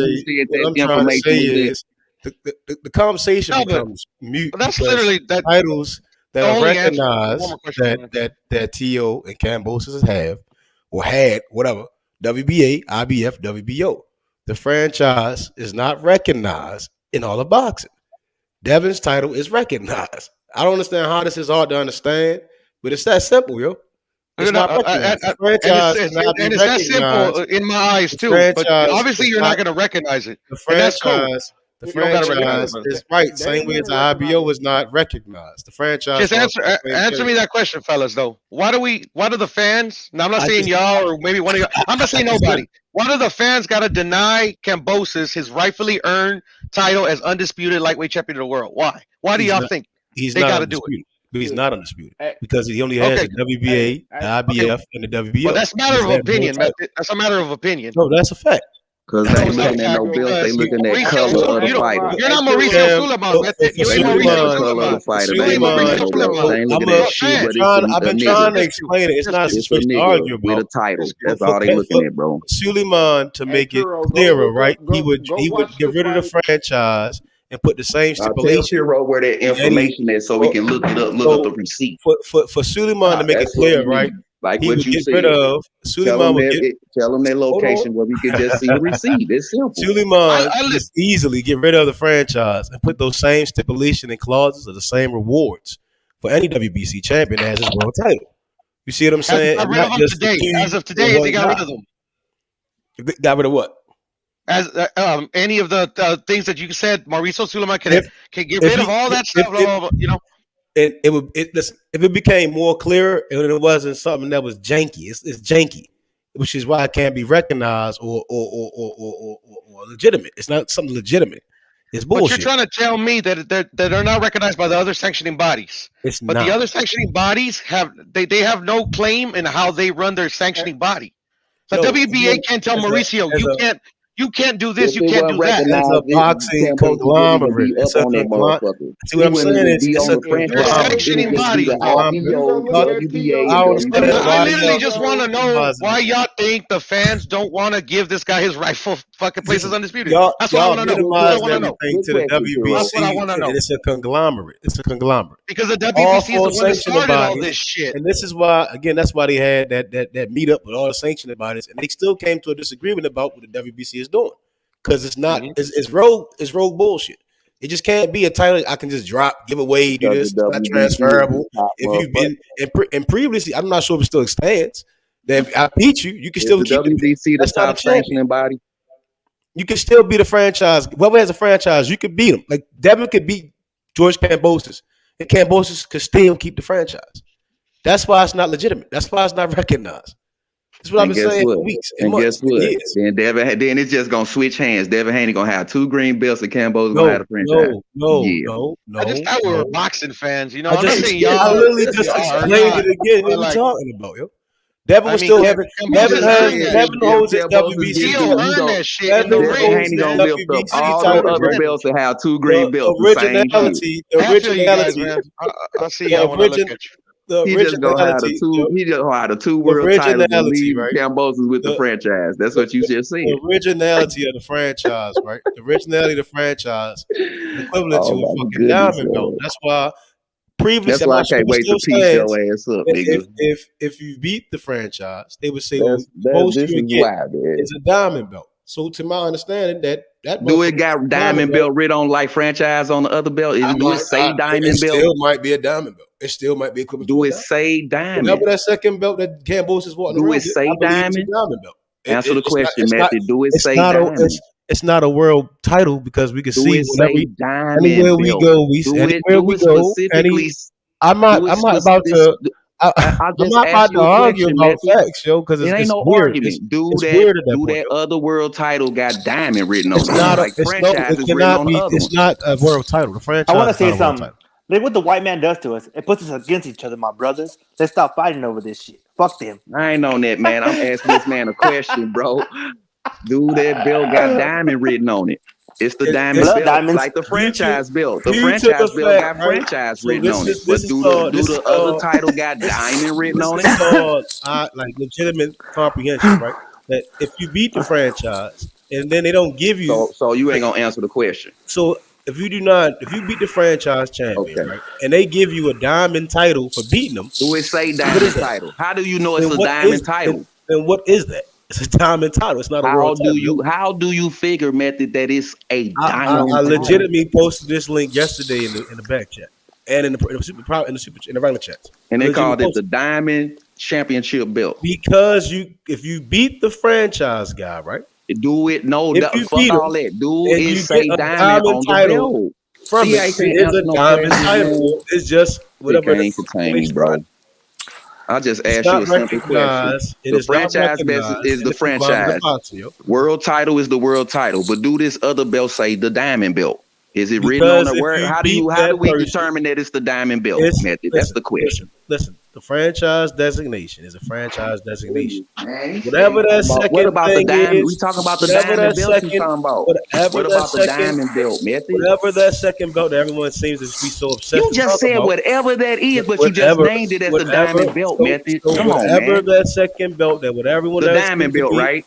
The diamond belt, right? I'm talking whatever belt that everyone wants to be All obsessed right, with. That then. You ain't second belt, talking nothing then. that belt is legitimate 25 days, based method. on the You got fact that if 25 you days to get to St. Louis, my nigga. Here we based go on again. Here we go 25 again. days, method. I'm Oh, on you. based on the 25 fact that if days, you I'm on beat you, method. based on the Oh, Because you fact that just if you said whatever oh that belt is. shit. You just said whatever based on that the belt fact is, that if but you you just beat said the you a friend contradictor. You just based on the contradict yourself. You based, said whatever that belt is, so but then okay. you named it the diamond All right, belt. so Which one is it? Is it based the on the fact whatever belt or is it the diamond belt? based on the fact that if you beat the franchise, Based on your bullshit based on narratives, method. based Come on on, if you man. based on the Damn, fact that if man. you beat the franchise Nah, designated it's a holder whole and nother you get a belt. diamond title, whatever the fuck no, it it is. ain't the diamond. It's It the is whatever a diamond. belt. It's a diamond. Whatever the fuck. Whatever that second belt. Whatever one wants to seem to see. The diamond seem belt, so. right? Did you? What everyone may be obsessed about, that second title that they seem to be seeing in the pictures That's and what shit, I be talking about, man. it would be considered That's a all I'm diamond talking title about, man. because It if be you showing beat like a the motherfucker, man. franchise and they say, well, you're not getting It be this, then they showing say like a it's a diamond motherfucker, title that you man. get. How You hard got is this to 25 understand? days, Method. How hard is this to understand? You It's got not as hard. 25 days, Method. The franchise is not a recognized or legitimate title in the conglomerate of boxing Can we talk about that 25 days that's coming up?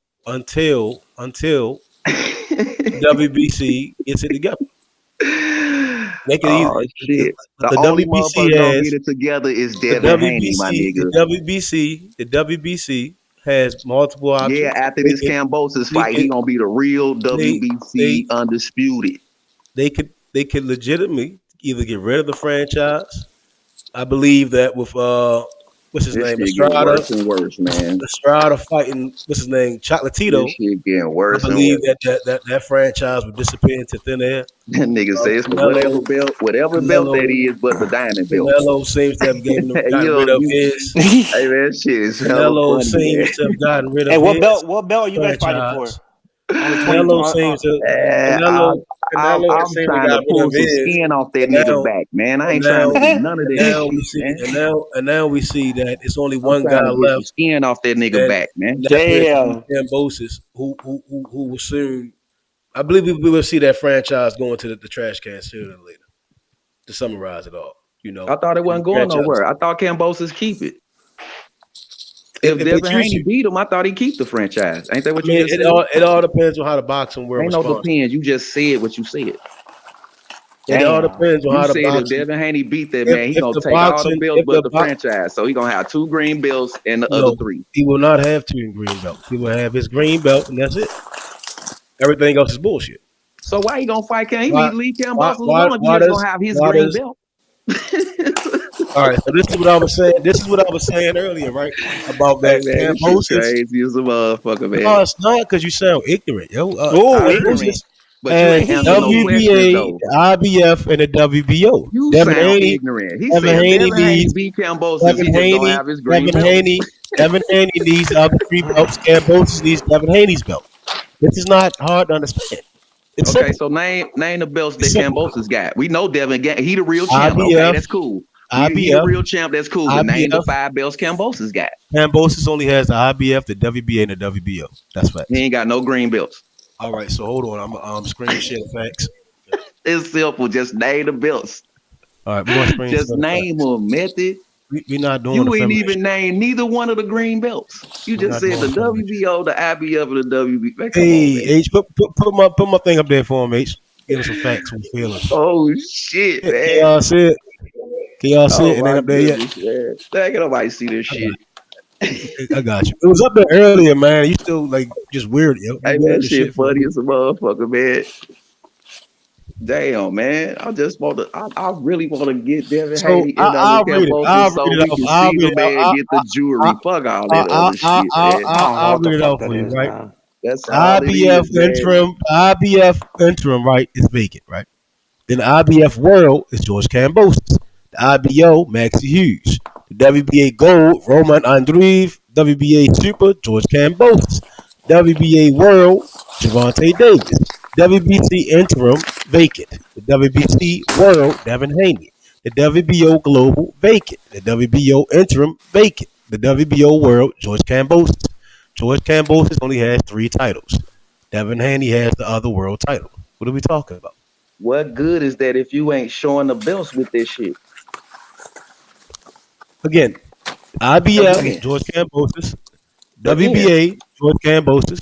WBO, George Kambosos. The president or the Devin Haney. The conversation is mute now. It's over. It's done. I heard you. But guess what? Y'all see it, right? Them 25 I have Devin Haney highlighted, right? I have the Devin Haney 25 days, though. And as we see, Devin Haney is the WBC world champion. So all that bickering and shit, that weird shit. We know the boxing game bullshit, but what about that knuckle up, though? 25 days. Damn. George Kambosos, WBA, I'm so motherfucking impatient, man. George Kambosos. WBC, Devin Haney. He said he gonna So beat you inside out, appreciate, boy. I appreciate the dialogue, but at a certain point we gotta be we realistic appreciate your bullshit nerve too. and use facts over feelings, right? Oh, Facts over feelings. you still over there talking about this diamond belt that's a can't be world moving out championship here. belt. Yeah, he's slow, yo. The He's whatever slow, it man. is belt. You heard me. Now it's the I whatever it is understand. I belt. It got went you. from the I diamond had belt to to the explain whatever this. it is I've belt. been trying to explain this for like a year now. You ain't gotta explain nothing no more, method. It's cool. They'd rather go back and You forth. ain't gotta explain no more, method. It's cool. We know what the fuck we see, nigga. And all you motherfuckers in denial. It's cool. I just asked a simple question about that belt again. That belt is on you niggas' nerves, man. Right? That belt, and then because the white boy got it, y'all really fucked up. So y'all gonna ride with the nigga. That's all I heard out y'all, man. That's all I heard, man. Y'all ain't riding with the better, man. Y'all boxer fans. Y'all ride with the nigga. That's all y'all doing. Y'all don't recognize this man, then beat the shit out of T.O. and got the belt. And it was a hard fight for him too, but he made it look easy because T.O. was fucking up. So now here we go. Here we go with these niggas in denial about the undisputed champion. There is no until they undisputed lace champion. Up, then this shit gonna keep on going. There I is just an asked undisputed about champion at lightweight. the belts. There isn't an undisputed I'm asking champion about at the lightweight. glory. What about There the glory? isn't an Name undisputed champion at lightweight. What are we talking about? We got the franchise, the WBA, the IB. I don't care about all that. WBO, and the Diamond Smash, whatever. I literally just pulled it up. IBF, George Kambosos, WBA, George Kambosos, WBO, George Kambosos, WBC, Devin Haney. Make the fight. We have undisputed. What the fuck is this? That's simple, yo. What we talking off about? Like a motherfucker, man. What are we talking about? I literally just put it on the screen and you still want to debate nonsense, yo. That's mental illness, yo. I heard you. Mental illness. That's mental illness, yo. That ain't no motherfucking mental illness, man. The mental illness is that you still even coming on H money and you're a battered fighter. I don't see any other thing that's that you're all missing. I know. I don't see nothing wrong. When we do the fact check, we don't see none of the shit y'all talking about. Fact check. Where the facts at? Just because you read on box rate, you want me accurate. You want me to pull it up again? Okay. The motherfucker. What did the president say? He gave Devin Haney his belt. Did he or did he not? I'll pull up again. Did he give Devin Haney? Did he issue Devin Haney that green world title? So he gave all of them they belt. He earned. Everybody got a green belt from the WBC. Right? Devin Haney earned his belt. Answer the question. He earned his belt. You ain't gonna answer it because you want to just talk over the truth. So did the president? Did the boxing and sanction give out those belts? No, he earned his title. What are we talking about? Who? Devin Haney. Kambosos.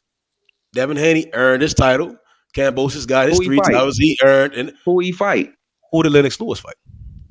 Who did he fight? Who did Charlo fight? Who did Lennox Lewis fight? He's nuts. See what I'm saying?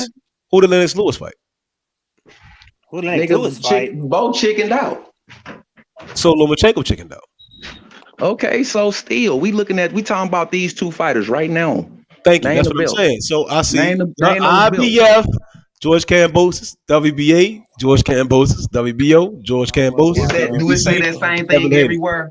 Do it say that same thing everywhere, method? Get on box and go to another one. These are the recognized. Go to another one, method. These are the recognized, right, titles. And 4 are the major titles, right? Devin has 1, Kambosos has the other 3. This is why we need to fight for undisputed. This is the fact check. Just to help everybody out. The titles you see on here, right here, are recognized, right? They're recognized to a certain degree. The IBO is not the major titles. The IBF is. The WBA Super is. What's the major title? The WBC is. The WBO What's the major title? is. What's the only? And Devin Haney got it right. That's the one. That's the major title. Yes. The world title. World title, right? Yes. The authenticity is say world title, right? Listen. No, keep answering. The World Boxing Council world title is held by Devin Haney. Yes. If that's so, method. If that's so, why is the franchise before the world title? It's because it's a 401k. We saw it. Now you talking about box red. We looking at this fact check, right? So why is it a fact that the franchise was sitting there before the world title? Again, Devin Haney got. He was in front of Devin. Devin Haney was second on that picture. Like we looking at Tank right here. It had franchise first, then it said world champion, world title. Again, I think I explained lightweight. this. It said franchise, and then it said lightweight. I explained this yesterday in a sense. I said answer the question. Why was Kambosos first? If Kambosos decide to go up to why was he first on that picture? Since you want to look at this stuff like Tank sitting right here, why was Kambosos first? The franchise answer the question. Is not greater. He was first on the picture. It was Kambosos, Devin Haney, and then it showed Oscar Valdez. That's cool, right? It's cool that it looks good. Man, pull that shit down, H, and put that picture up there. We have the facts. Where we had Kambosos, it said franchise. And then we had Devin Haney, lightweight, up under his motherfucking picture. And then we had Oscar Valdez in the featherweight. Hey, listen, in the boxing conglomerate, he was these last. are the facts. In the boxing conglomerate, these are the facts. Devin and Kambosos have the one or all three of the four major titles. You see what I'm saying? Those are the facts. Everything else is irrelevant. That's the problem with fans. We can get sold anything and they say, yeah, because he said it. No, this is the facts. This is how the 2022, 2023 is going to be. This is the facts. When Devin Haney and Kambosos fight, we have undisputed. On to the next. Somebody else step up, try to be undisputed. Go to the next one. Get off BoxRec and let's see if they say the same thing everywhere. These are the facts. Show us. So BoxRec's got all the facts. So BoxRec's got all the facts. What about the other one? World. Can we go to the next one? Let's see if it's the same. Can we go to another page and see if it's the same? WBC Interim, WBC World. Can we go to another one and see if it's the same? No, what you're saying is wise, whatever. It doesn't matter, right? Because when we come right here, everything you talking about matter, but what I'm talking about don't matter. Can we go to the next page? When we come to the fact, what's like BoxRec right here? Is it another thing like this, like BoxRec? Simple question. Is it another motherfucker that post up like BoxRec do? Huh?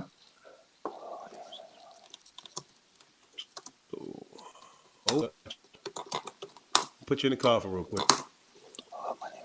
All right. Yeah, I heard you, man. WBA Super, IBF World, WBO. Where is that at? Let's see the top. Where is you at? Let's see where you at. Let's see what titles. Pro boxing career. That's what we looking at. What's the top of the page, man? Don't hide nothing. Don't hide nothing. Show us the top of the page. You know where we at, Jay. World. Let's see where you Super. at. We saw BoxRec. IBF World. Is this still BoxRec? WBO World. Is this still down BoxRec? In round one. This is 115, 111, 113, 114. This is breaking down damn near everything. Let's go to the scorecard. My name is Henderson. I'm 37 years old. I was born in. Just want to get down to the nitty gritty. If we really want the facts and everything, we want our facts. Yes, sir. 112, 115, 111, 115, 114, 113. Fans, everything but the answer in the question. Let's get down to the stats. Let's talk stats. Let's talk facts. Come on, let's talk about it. Who cares? You want to score this belt? Who cares about all this? You ain't even showed the top of it. I said go. Let's see the next page like what you was just on BoxRec. Is it anything else like BoxRec that's gonna show us some belts? It was only 3 major titles on the line. Let's see if it's the same. Three major titles on the line. See that? Francisco Valcarcel, Daryl Peoples, Julio Thain.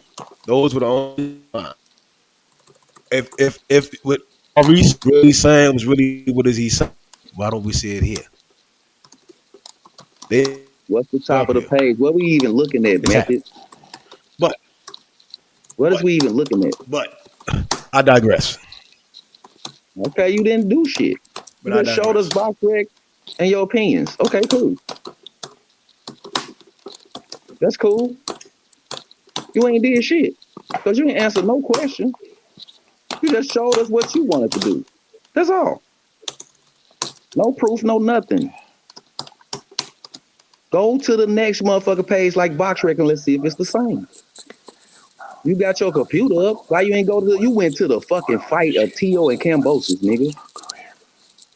Stop playing, Method. You didn't go to the next motherfucker page like BoxRec to see if it was the same. Why you ain't do that? You finna break the kid's computer because you got all they shit. You ain't got nothing. Don't be slamming on they shit like that, nigga. You're gonna get all kinds of fucking viruses and shit. Man, I ain't even trying to. Man, listen, man. I want to see the Kambosos Devin Haney fight so this belt situation can get cleared up. Motherfucker ain't got no answers, man. And a bunch of denial. That's all it is. Get off the nigga shit and go with the better man. See, I like that you say that, man, because I feel that we could, as people, as our race, we kind of. I was guilty of that too. I go, with my Mexican brothers all the time. Okay, we're gonna do it. But now I'm like, I need to stop going with my emotion and start going with facts. You know what I'm saying? Because I lost too much money already. My ego, facts. Yeah, I lost too much money betting on like Mikey Garcia's and all them motherfuckers. Well, like now Spence, right? Facts. Yeah, I knew Spence was gonna beat the dog shit out of Mikey, but I went with my ego and pride and lost fucking almost $1,000. Mm-hmm. So I now we dealing with the facts. Facts, yeah. Mm-hmm. Even my pops was like, "That's hey, where the denial come in, big time, prime time. Yeah. That's where the denial come in. Niggas looking at color. They looking at the color of the man. They ain't looking at nothing else, bro. Yeah, I hear you. And that he got the belt. That's all. Mm-hmm. Yeah, that's all it is. Mm-hmm. That's all it is. I see that, bro. I see it clearly. I like that you see that, man, because like. That's what I want people to see. Like, come on, sometimes facts. Let's go off of facts, not off of other bullshit. You know what I mean? We know when it's other bullshit, right? We know when somebody's being, racist, prejudiced, or whatever. We know that. We could see it. But when it's just facts, easy, bro. Exactly. We boxing fans, man. If you a boxing fan, then you like the sport. Yeah. If you a boxer fan, you looking at this nigga that got the belt, and I don't care about nothing but my black fighters. That's all they is. That's all. That's where the denial at, bro. I see it. Yep. We fucking with the better man. We fucking with the better man over here. Mm-hmm. Free and shit, man. We already got enough to deal with in the world. These niggas, hey, brotherhood, I have no idea what he talking about, man. He talking about all this racial shit and weird shit, yo. Yeah, that's a cop out from the dialogue, yo. Damn. How is that a cop out? It's nuts, a cop out? That's why I'm not saying. You don't want to give Kambosos his props, bro. You don't want to give a white boy his props. I don't give anyone. I want undisputed. Just like with Fury.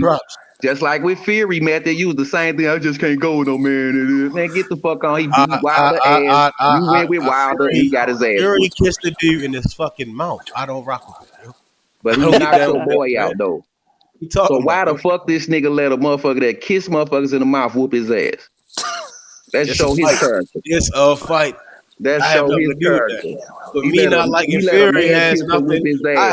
I have no right to like Fury. I don't have to like Fury. Why? If you like him, that's your choice. Don't sit up here and try to push that shit on me because you like Fury, yo. Fury was the better man. Boxing. I don't really give a fuck, yo. I know you I like don't. The sport of boxing. I love the sweet. I love the sweet signs. You are a boxer fan. I love the sweet signs. No, you're trying to minimize the dialogue to race. I ain't trying to minimize nothing, nigga. That man started speaking facts. I started listening. When the shit hit the fan, then what shit? I see what type of person the shit hit the fan as soon as it come out your mouth. It's a straw man's debate. He called you Sambo. He calling you Sambo. He's calling you Sambo. That's what he's calling you. He said when shit hit the fan. When shit hits the fan. When the shit's the fan, he wants to talk about race. Why do you like this fighter? Why do you like? Next he gonna say, well, why you like Roberto Duran? Why you like Ray Arcel? Weird shit, bro. He's weird as shit, yo. The shit the fan, and now he want to say, you want to see Devin Haney and Kambosos. All this weird shit. So the belt situation can be cleared up. That's the reason. At least explain the major titles. So when people come up with the narrative that he's undisputed, I have to debunk this. I don't care believe nothing you say, bro. It's not your show to care about, yo. What are we talking about? Shit you say, man. Hey, Lebanon, you have the same time in the day to make your own show, to speak your own. But you got 25 days to get to St. Louis. We over here on H20 man, and we talking this pep. You got 25 days to get your training done. We talking this. You got 25 days to get your training done, my nigga. All that weird shit he's saying. I know, man. I know when you scared the motherfucker. He wake up in the morning miserable, bro. That's why I don't really fuck. I want to see Devin Haney get that jewelry so we can get this belt situation cleared up. All these hoe ass niggas in denial, man. Fuck all that shit, man. I ain't trying to hear that shit, bro. Give that man his props, bro. He the undisputed champion. Devin Haney, they got his ass paying sanctioning fees, nigga. Until that fight go down, Devin beat his ass, nigga. Then that's the man. Fuck is you talking about? You just said if Devin beat Kambosos, he gonna keep the franchise belts, and Devin gonna lift all the rest of them up. So that means he got 2 green belts and the other 3 belts. That means he gonna have 5 now. That's according to Method. So Devin Haney gonna have a diamond belt world champion, the IBF, WBO, and the WBA. That's what he gonna have according to Method. Man, that's a lightweight undisputed right there on the screen, man. He in the history books. Lightweight undisputed right there on the screen. He in the history books. Lightweight undisputed champion Durant. Hey man, this troll shit getting out of control. Lightweight undisputed. Straight up, man. Roberto Durant. Hey yo, he cooked. He over there. He over there busting on computer keys up like he know how to type. He barely know how to read. Oh, that's me. I'm sorry. See, yeah, no, that's just fucking with Method. It don't matter who it is, but I know he over there breaking the kids' toys. He already got the kids karaoke Christmas toys and shit. Y'all seen all that shit.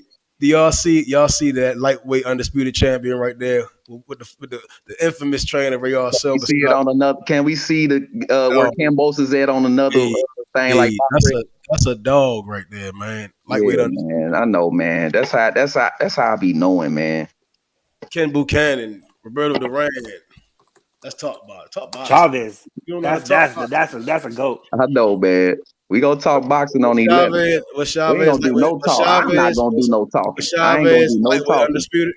So when come on, man. Chavez was a man. Oh, don't even start. Dog. I don't even wanna see Tank in the motherfucking picture. They trying to slither in, bro, and take Devin Haney glory, bro. I already see what's up, nigga. I already see what's up.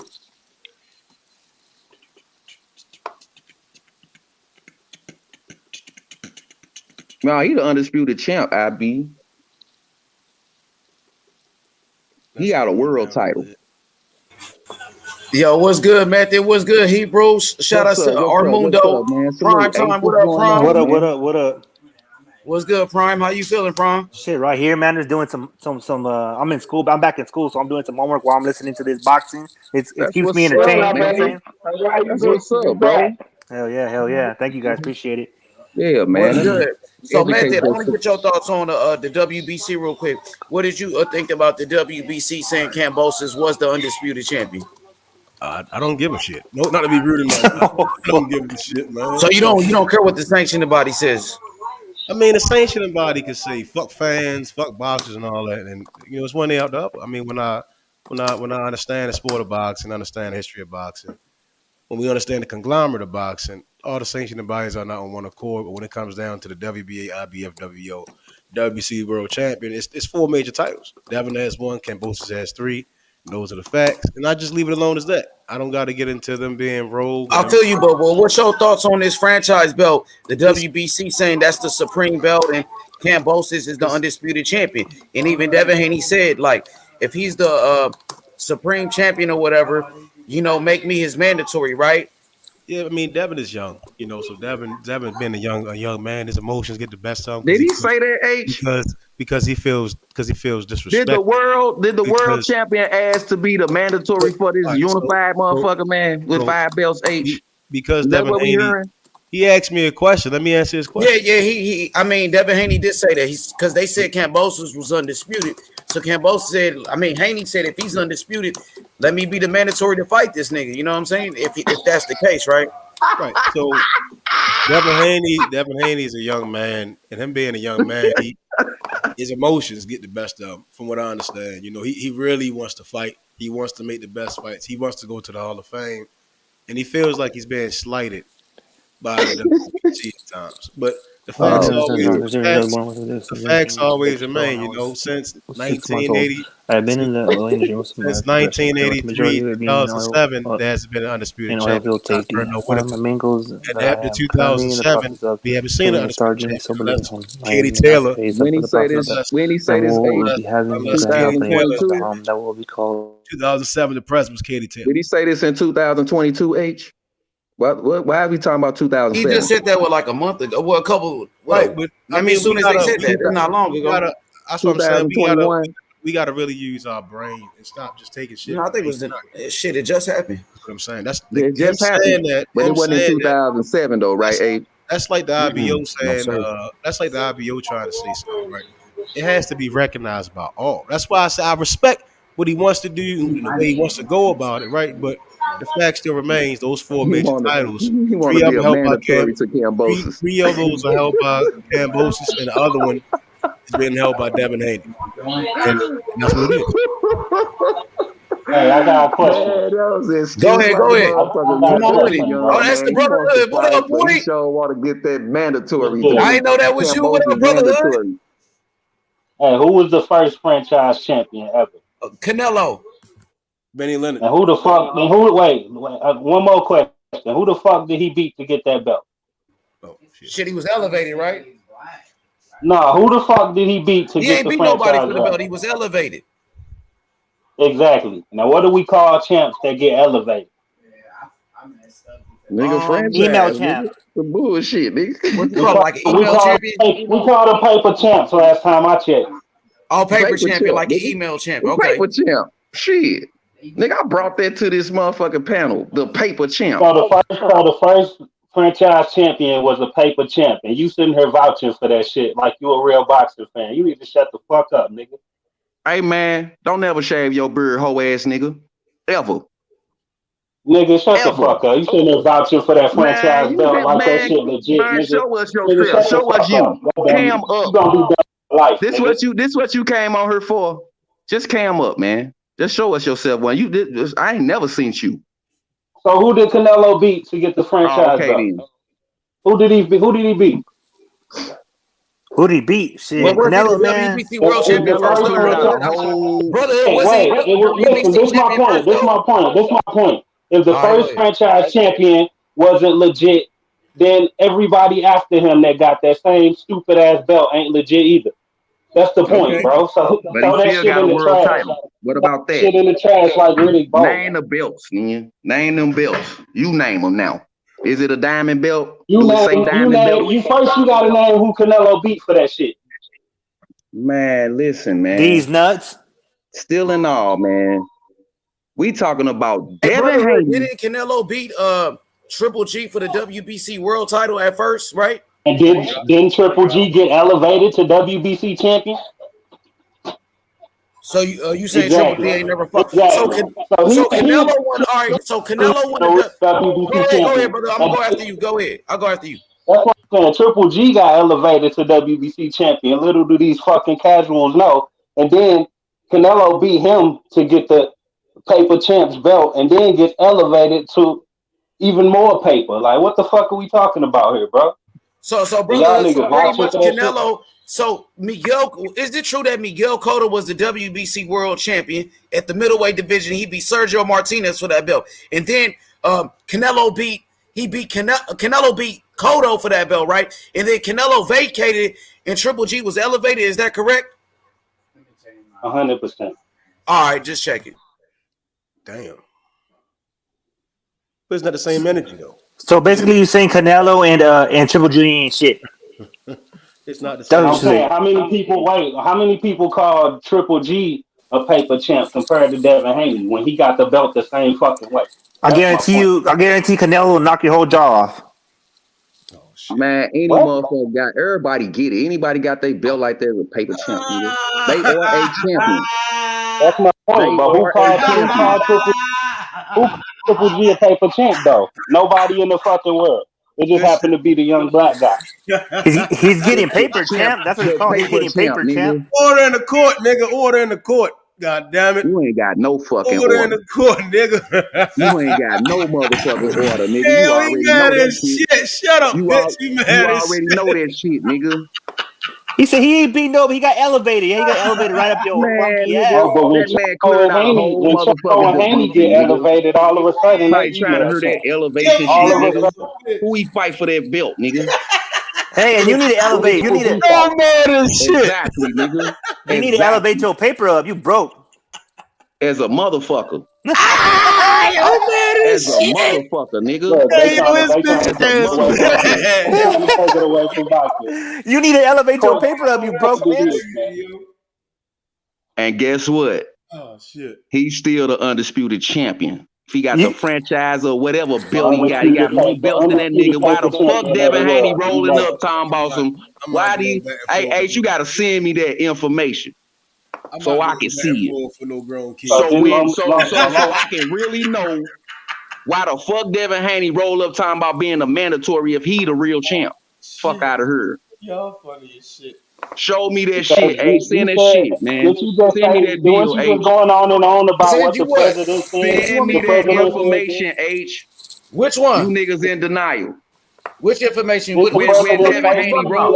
mandated? rolled up on It's the not a beef, undisputed champ man. talking about a be a He mandatory. he Oh cooked yeah, it was a tweet. How That was the a tweet. how Yeah, the he cooked. put out fuck, a dude? message. How the fuck Money, y'all riding this nigga H nuts and Money. he straight What rolling up? What up? up, brother? Boy, I Now I can't got a wait till question, Devin bro. put his When this hands on that nigga, nigga, man. bro, I when this can't nigga fucking just wait. going on and on about what Mauricio Suleiman said, but then Mauricio Man, come Suleiman on, also say man. that, well, can I finish my sentence? Shut the fuck up. Man, you shut Now, your then, ass then up, Mauricio nigga.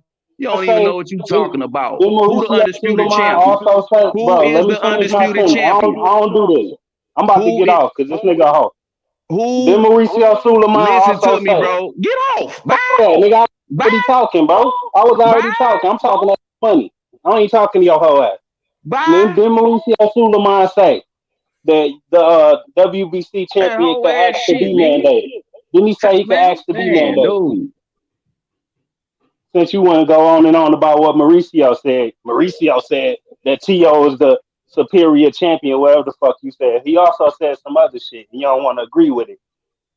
So go say it. What was the question one more So time? Let me hear that. I'm saying he picking and choosing when he want to listen to Mauricio or not. That's my point. Okay, so tell me what else Mauricio said. Let's put it all on the table.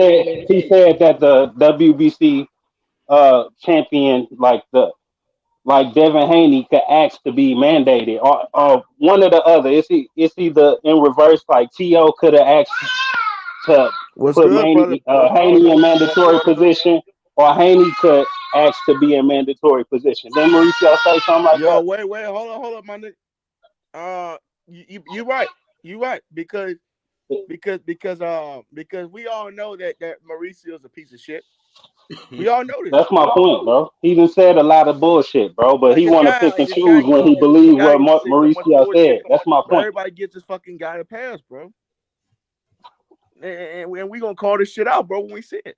Devin Haney is the real champion, bro. Whether y'all like it or not. Right. That's like saying Gary Russell ain't champion because he ain't the franchise right now. He's stupid as hell. The franchise is a merit belt. He said it himself. It's a participation belt. It's a trophy. Mauricio said it's on his own mouth, bro, right? Oh shit. Brotherhood. No, I guess it's only 3 WBC champions since it's only 3 franchise champions. The Estrada won. And Canelo's not even a franchise champion 160 no more, bro. Canelo doesn't even have that franchise belt. Bro, you heard it here first. This Hebrew nigga said it's only 3 WBC champions in the world. We running with that. He got all the answers. That's what this dumbass nigga saying, bro. Nigga, I said in the 135 division, you a lying ass nigga. You a lying ass nigga. Nah, if Kambosos the real champion, then it's only 3 WBC champions. Josh In the Taylor ain't 135 WBC division. champion. Who was we talking about? Gary Russell ain't WBC champion. Who was we talking Tyson Fury ain't about? WBC champion. Who was we talking about, brotherhood? Who was It's we only 3 talking about? WBC champions. We was Hey, talking you about talk me the the way, bro. 135 division. You talk me the Who way, went to bro. I Canelo, know nigga? the We answers talking now. about Devin Haney and Kambosos. Who went to Canelo? Triple Yeah, bro. G. You told us. You a fucking dick rider, bro. Exactly, bro. So stop that shit, bro. You don't make no sense, bro. Stop that shit, bro. We know now. We know now, bro. It seems like I you know don't we have no know. sense, bro. I know we know. Because I was talking Yeah, about the we gonna run the 135 division. It's shit. 3 belts there. No, it's that not. ain't the only. You No, lying. You sound dumb as fuck, bro. Yeah, he all over the place, bro. Nigga said street Right, belt. like them So who's motherfucking the belt third series, champion, nigga. Hebrew? Name me your third champion, and I'll leave it right now, bro. Name me your third champion, nigga. A third champion in what division? And the lightweight, you said it was 3 belts, my nigga. So name me the third champion. But 2 champions got those 3 belts. Hold Man, those get 3 the belts. fuck out of here, bro. Come on, man. Damn, man. I Now guess you I'm just blind, sound dumb, man. bro. I guess I don't know then.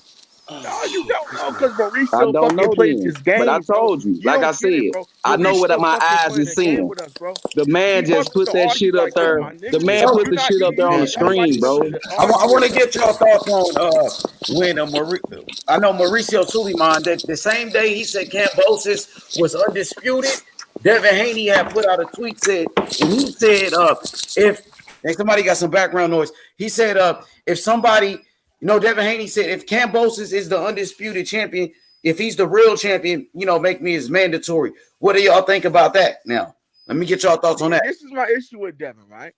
When T.O. had the belt, he had a fucking problem becoming the mandatory. You know what I'm saying? Let's be honest. When T.O. and seeing them guys said, you can become my mandatory and I will fight you, he had an issue with that. But soon as Kambosos, soon as Mauricio said he can become the mandatory, now he wants to become the mandatory. But nobody wants to call Devin out for that bullshit. Now I'm gonna call him out. And I ride with Devin, but I'm gonna call him out for that bullshit he said. It's all bullshit, bro. Ain't nobody vouch for these extra ass belts. Like niggas talk bad about the WBA for years. Then all of a sudden the WBC do the same shit, and Yeah, and niggas they vouching fucking for it saints, all bro. of a And sudden. they goddamn Like saints what on the this fuck, motherfucker. bro? And how That you shit gonna is call him out? Who you disgusting. think you is, Ron O'Neal? You can't be calling people out, motherfucker. You disgusting, nigga. Go watch Man, tennis. a simple ass question. This I'm gonna is call what out whoever I want to a call out, simple my nigga. question niggas can't answer. Go get to. I'll call out That's anybody. all it is, man. That's all I see, bro. It's simple to me. It's simple. Hey, brother, I want to ask you about that fight real quick with T.O. and Kambosos. Was you surprised that T.O. got beat down like that?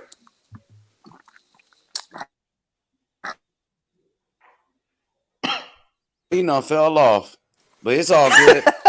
He said, "Fuck this shit." He fell off, but yeah, man. Yeah, man. I mean, it is what it is, man. It is what it is, H, man. I'm gonna tell you like this: Hebrew don't make the rules. Hebrew just saying what the WBC president Mauricio All said. I asked was a question. You I don't got a make the diamond rules, belt, bro. world champion. I don't Hebrew know just what asking the his tough belt. questions. It looked like a mental illness at this point that a grown ass. We gonna man see can't them. think We for gonna see in them It don't mean 25 to days. disrespect each other. We That's just all. Nigga, we talking gonna about it. see in You them know what I When a mean? grown 25 man days. can't think for himself, it's a problem. Like you need to check in with the psych ward, getting the butt naked or something. So look. Get So your health together, let right? me You say gotta this. be Let able me to just think for say this, yourself. y'all. Now, I got you, Hebrew. So let me just say this real quick. This ain't screwball, my nigga. That's girl drink. That's for girls. He's sipping on Hennessy. You sipping on that girl shit. That's for women. You sipping that womanly shit. Oh, that's That's that that very arm and axe. expensive. You like that That's sweet that arm and shit. axe. What you talking You like about? that sweet shit. You like that sweet shit. That's why you aggressive, nigga. You drinking that sweet That's shit. how I know I'm gonna beat your ass, nigga. Cap. That cap. Yeah, I'm capping this motherfucking Hennessy, screwball. Cap. This pint costs more than your Red Bull pack of cigarettes and your tall drink. Cap. Say it ain't so. Cap. Say it ain't so. You know you cook, yo. You know you cook. Let this nigga have it. The sauce got him happy. I'm still here. The shit was simple. I ain't know. Didn't we do this yesterday? Already, man. You've been Didn't we do this yesterday? Filet, put on the grill, nigga. Did we do this yesterday? He just got on her and then came up none of that shit. He a kid. How many books have he read?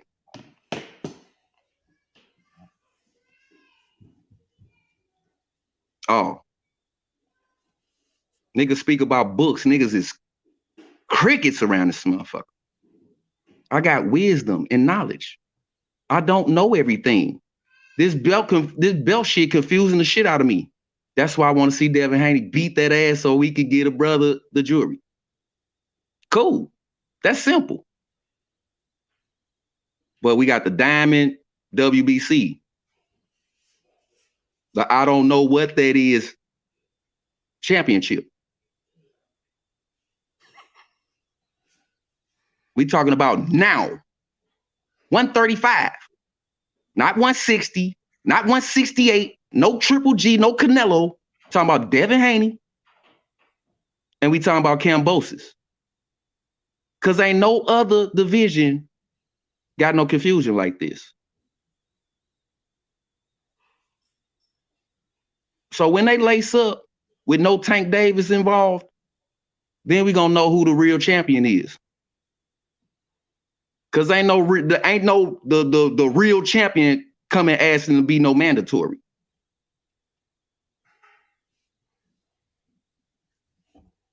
Simple. It ain't hard. I got cooked, but the motherfucker ain't on her though.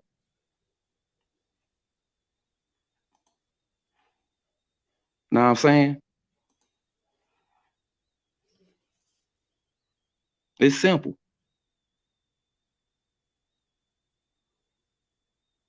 Yeah, I'm drinking a little bit. I know my moderation. I know my limit. I don't get drunk. But I ain't drinking no motherfucking Screwball and Red Bull though. And I'll go get another pint too.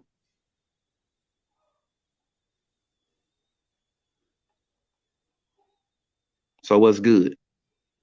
Can we get the Kambosos Devin Haney fight so we get this belt situation under control? All I do is ask that same question. What's that belt, man? Then I went to fuck it. Fuck that shit. Devin Haney gonna get it. Good job, Devin, because he showed capped that ear off. Had T.O. in there thinking about Devin Haney and got his ass whooped. Now, what is it, H? Haney time, nigga. It's Haney time. And man, no motherfucker better not take shit from him. Fuck you mean, nigga? I'm a box ING fan, motherfucker. Since you can't do it, you can't read. I'm a real boxing fan. I don't know everything. I'm here to learn too. He could have easily said, nah, man, that ain't what's going on, man. I asked a question. What's up with these belts? Oh, nigga, you don't know. You old ass nigga don't know what you talk. Damn, I just asked, what? Name the belts. How hard is that? It's simple. Why we got to go through all this? I want to get that fight so this shit can be over. Throw that duck belt away, and then we got the world title out here. Fuck all that shit, man. That's all I'm talking about. Y'all don't understand what I'm saying. I'm trying to break it down. Y'all argue with me, and I just want to see that man get that jewelry, get the straps. That's it. But name the belts. Just name them. That's it. I don't give a fuck about none of that other shit. We know the franchise. It's another green belt and the other three. The man standing there flossing the motherfuckers, man. They gonna tell me what I don't see. How you gonna do that? You looking at it too. So you come back. Motherfucker. Hey, H, I gotta come back. I'm gonna call you shit, man. Hell, man. Nigga don't want shit, man. I'm gonna come back, H.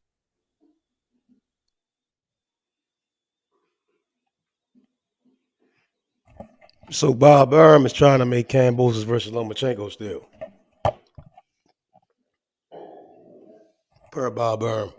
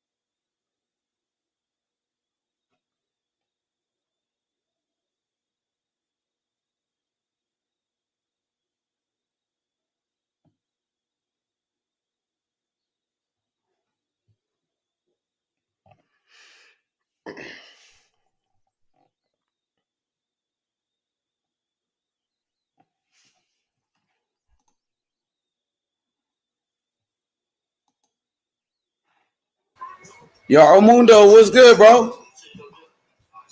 You there, bro? What's good, Mr. G?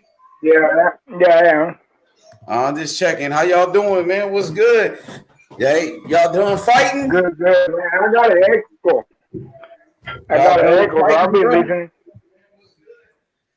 Them niggas finally done fighting each other, huh? That shit is a fight to the death, nigga. Oh shit. Y'all niggas like Ali and Frazier with that shit, boy. Coming over here, man. That's a good old rivalry. Ain't nothing like a good old rivalry, man. You know what I mean? Shit, we ain't really had as much rivalries in boxing. They talk shit before the fight. And nothing wrong with we do a little thing. Hell yeah. Yo, what's good, Hebrew? Oh, Hebrew said he got to take care of some business. It's all good, Hebrew. Slide when you, slide back whenever you get a chance. It's all good, though, man. Let's talk about some of this boxing shit, man. What's going on, man? Do you guys really think we going to get that Kambosos Haney fight? And Method, what you thought about them going at it yesterday, bro? Do you think this will result in a fight? Do you believe Kambosos would accept the challenge? Or do you think Kambosos is going to do something else? I mean, like the rest of those guys, like the Lomas and the T.O.s. Bob Arum right now, he's still trying to push Lomachenko into the Kambosos fight. He said that shit a couple hours ago from what I read. So I don't know. I would like to see that fight. What I'm saying, it seemed like Bob Arum that's why Kambosos probably haven't made the fight. Bob is trying to get that fight for Loma.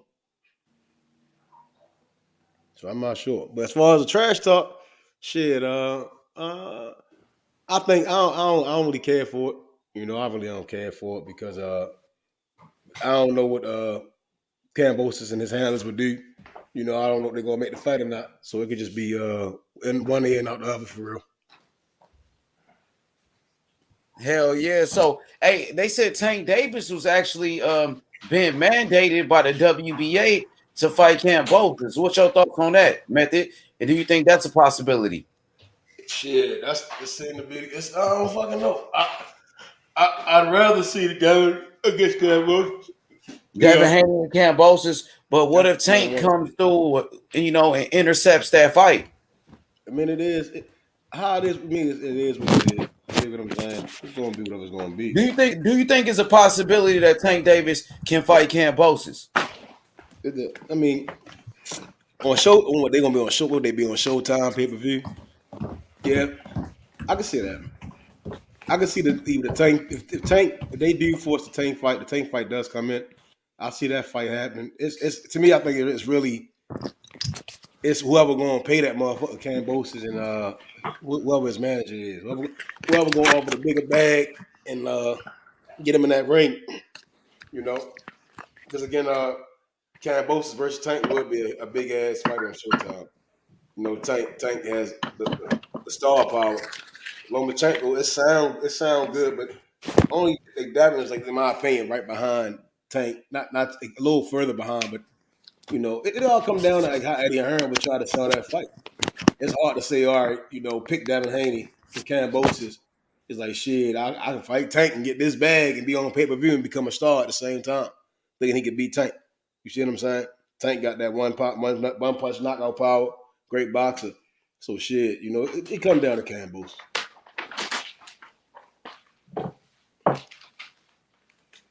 Sure, for sure. I want to ask Armando. Armando, what do you think about Tank Davis as a fighter? Gervonta Tank Davis, do you like him? Hold on, who?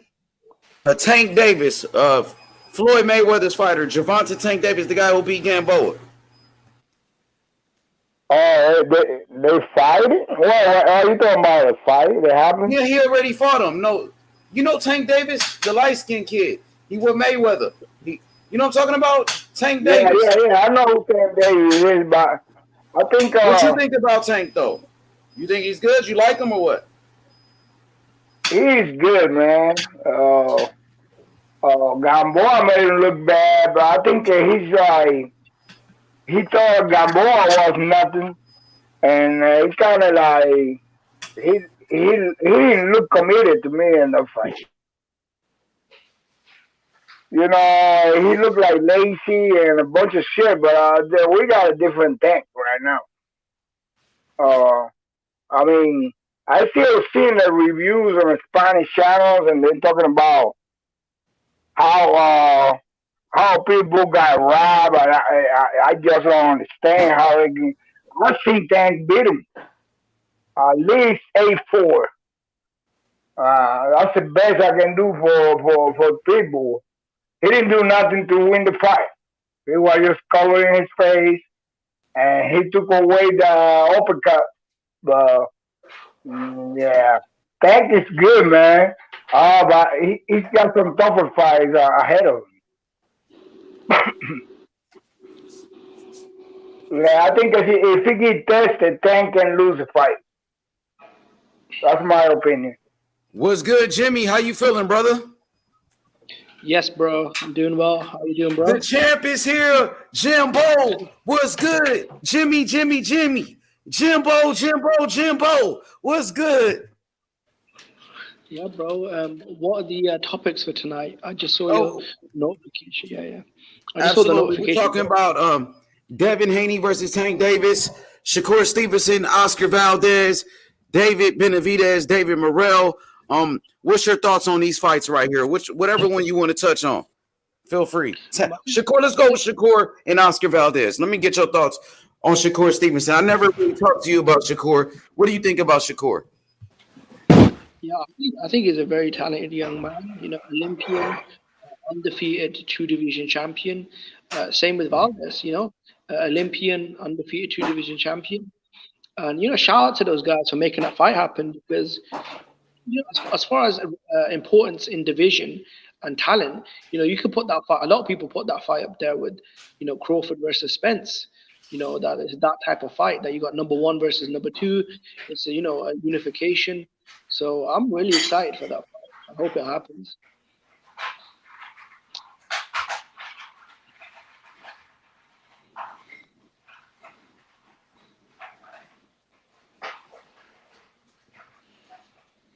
Yo, Jimmy, so who do you favor in that fight, Shakur Stevenson and Oscar Valdez? And how good do you think Shakur Stevenson is? Do you feel like he's future pound for pound? Do you think he could be like the next Pernell Whitaker, possibly the next Mayweather? How good is he? From what I've seen, I haven't watched too much of him, but he looks really talented. He could definitely be a future. If he wins this fight, if he beats Shakur Stevenson, I think he should be. Sorry, if he beats Oscar Valdez, he should definitely be on the pound for pound list, because you know, this is number 1 versus number 2. Both guys are young, undefeated, in their prime, 2-division world champions. It'll be, you know, number 1 versus number 2. So I'd favor Shakur, because I think he's just his style, and I think his talent is a little more than Valdez is. But I think a lot of people are, you know, sleeping on Valdez, because in his last, not in his last fight, because he looked pretty bad in that one, but the one before that, when he fought Burchell, I was actually surprised though, because Burchell was like a bit of a boogeyman in that division. You know, a lot of people thought that he could actually beat Lomachenko, and when he went out there and completely destroyed him, you know, that surprised me a little bit, because most people favored Burchell to beat him. So I think he's dangerous, man. This is a very dangerous fight for Shakur. I mean, did you see Oscar Valdez's last fight against the Brazilian fighter Robson Conceição? A lot of people thought that Oscar Valdez lost that fight, brother. Yeah, bro. Yeah, a lot of people did think that was very, very controversial. I know he failed the drug test as well before that, but I think he'll be a lot better in the Shakur fight, because he'll need to be. He knows he has to be. But I definitely favor Shakur. You know, just more talented, more versatile. Yeah, I think he'll beat him on points. It's a great fight, though. It's actually one of the best fights in the whole of boxing. You know, number 1 versus number 2. Both guys are undefeated champions, unification. You know, I put this on the same level as a, you know, like a Bubu Andrade versus a Charlo, or a Spence versus Crawford. You know, shout out to those guys. You know, we talk a lot about fights that can't happen, like Crawford Spence, but here's a, you know, a great fight that is happening between two young prime champions. You know, both putting their belts on the line, both men putting their undefeated records on the line. So this is a massive fight, bro. And I think the winner of this should definitely be, without a doubt, a top 10 pound for pound because, I mean, he'd be a unified champion, he'd be a 2 division champion, the Olympic pedigree, he'd be the number one guy in his division. I mean, you know, what more do you want? Hey, Jimmy, I know you're a big Terrence Crawford fan, and we know that Terrence Crawford he's a mentor. He's sort of like a big brother for Shakur Stevenson. Shakur Stevenson, he even goes to train with Terrence Crawford for his training camps. He goes there and spars all the guys. He trains with Bo Mack and those guys. What do you think about Shakur Stevenson being, the protege of a Terrence Crawford? I know Terrence is one of your favorite fighters. What do you think about Shakur Stevenson just learning from the best? Oh yeah, definitely, man. I mean, he's a really bright kid though, because Bud Crawford is one of my favorite fighters, and he's one of maybe the best fighter in all of boxing. So, and he also, I know Andre Ward is his mentor, and Andre Ward was one of my favorite fighters as well. I was a huge Andre Ward fan. The guy was like a master boxer, a genius in the ring. So, I mean, he's out here, training with guys like Bud Crawford, taking advice off guys like Andre Ward.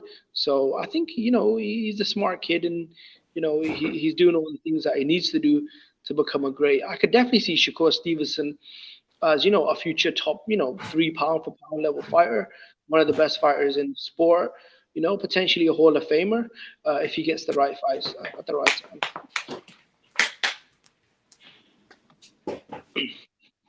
What are your thoughts on him? What are your thoughts on Shakur Stevenson?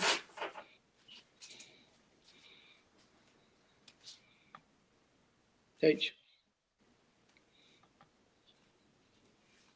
Can you guys hear me? What you said was the question? I'm sorry. Yeah, bro. What are your thoughts on Shakur Stevenson? What do you think He's of a him? beast, man. That motherfucker's good. Jimmy, I ain't gonna lie. Like, he's sharp, very technical type of fighter. His defense is very tight. His defense is tight. There's no holes in his fucking defense. He barely gets hit. To be honest, I don't even think Shakur Stevenson lost a round in boxing. I can't even think of a round that he lost. I thought he won every round against Jamil Herring. He's good, man. I think he has potential to be one of the best. And like you said, he's managed by Andre Ward, James Prince, mentored by Terrence Crawford.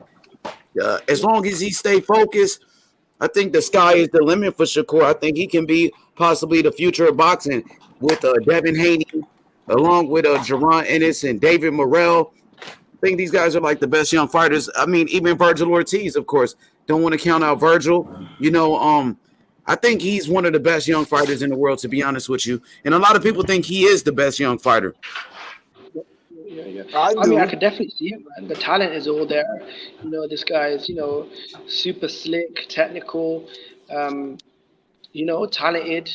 He's got all the tools there, and the thing I like about him is he's a bit of a dog. Like, he's the one who's been pushing for the Oscar Valdez fight. And I like Oscar Valdez, but Shakur's been pushing for that fight way harder than Oscar has. So, good luck to him, man. He's definitely a talent to keep an eye on. Absolutely. Yeah, man, and I'm sorry. Go ahead, Khalid. Go ahead, brother. Yeah, Shakur, man. Like, I think after this fight right here, he's gonna elevate the standard for all these young fighters. Because I mean, he's one of the few young fighters who's unifying and living up to the expectation of what we're expecting for a future legend of the sport of boxing. So, yeah, I like Shakur a lot. I think it's gonna be hard for anybody to match, and it's so short of a career, the amount of skills that boy got.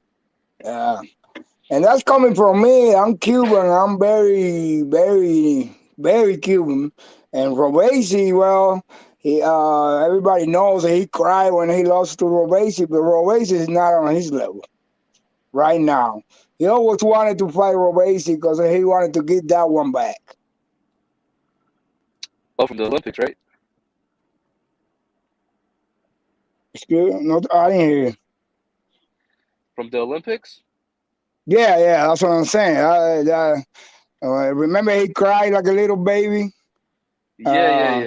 He That don't was like his to opponent. lose, man, and that was a very close fight. He could have won either way, but it might be the judges. Cuba is the number one potency in the world, so your name always carry. And Robesi was already a gold medal winner, and that was his second time.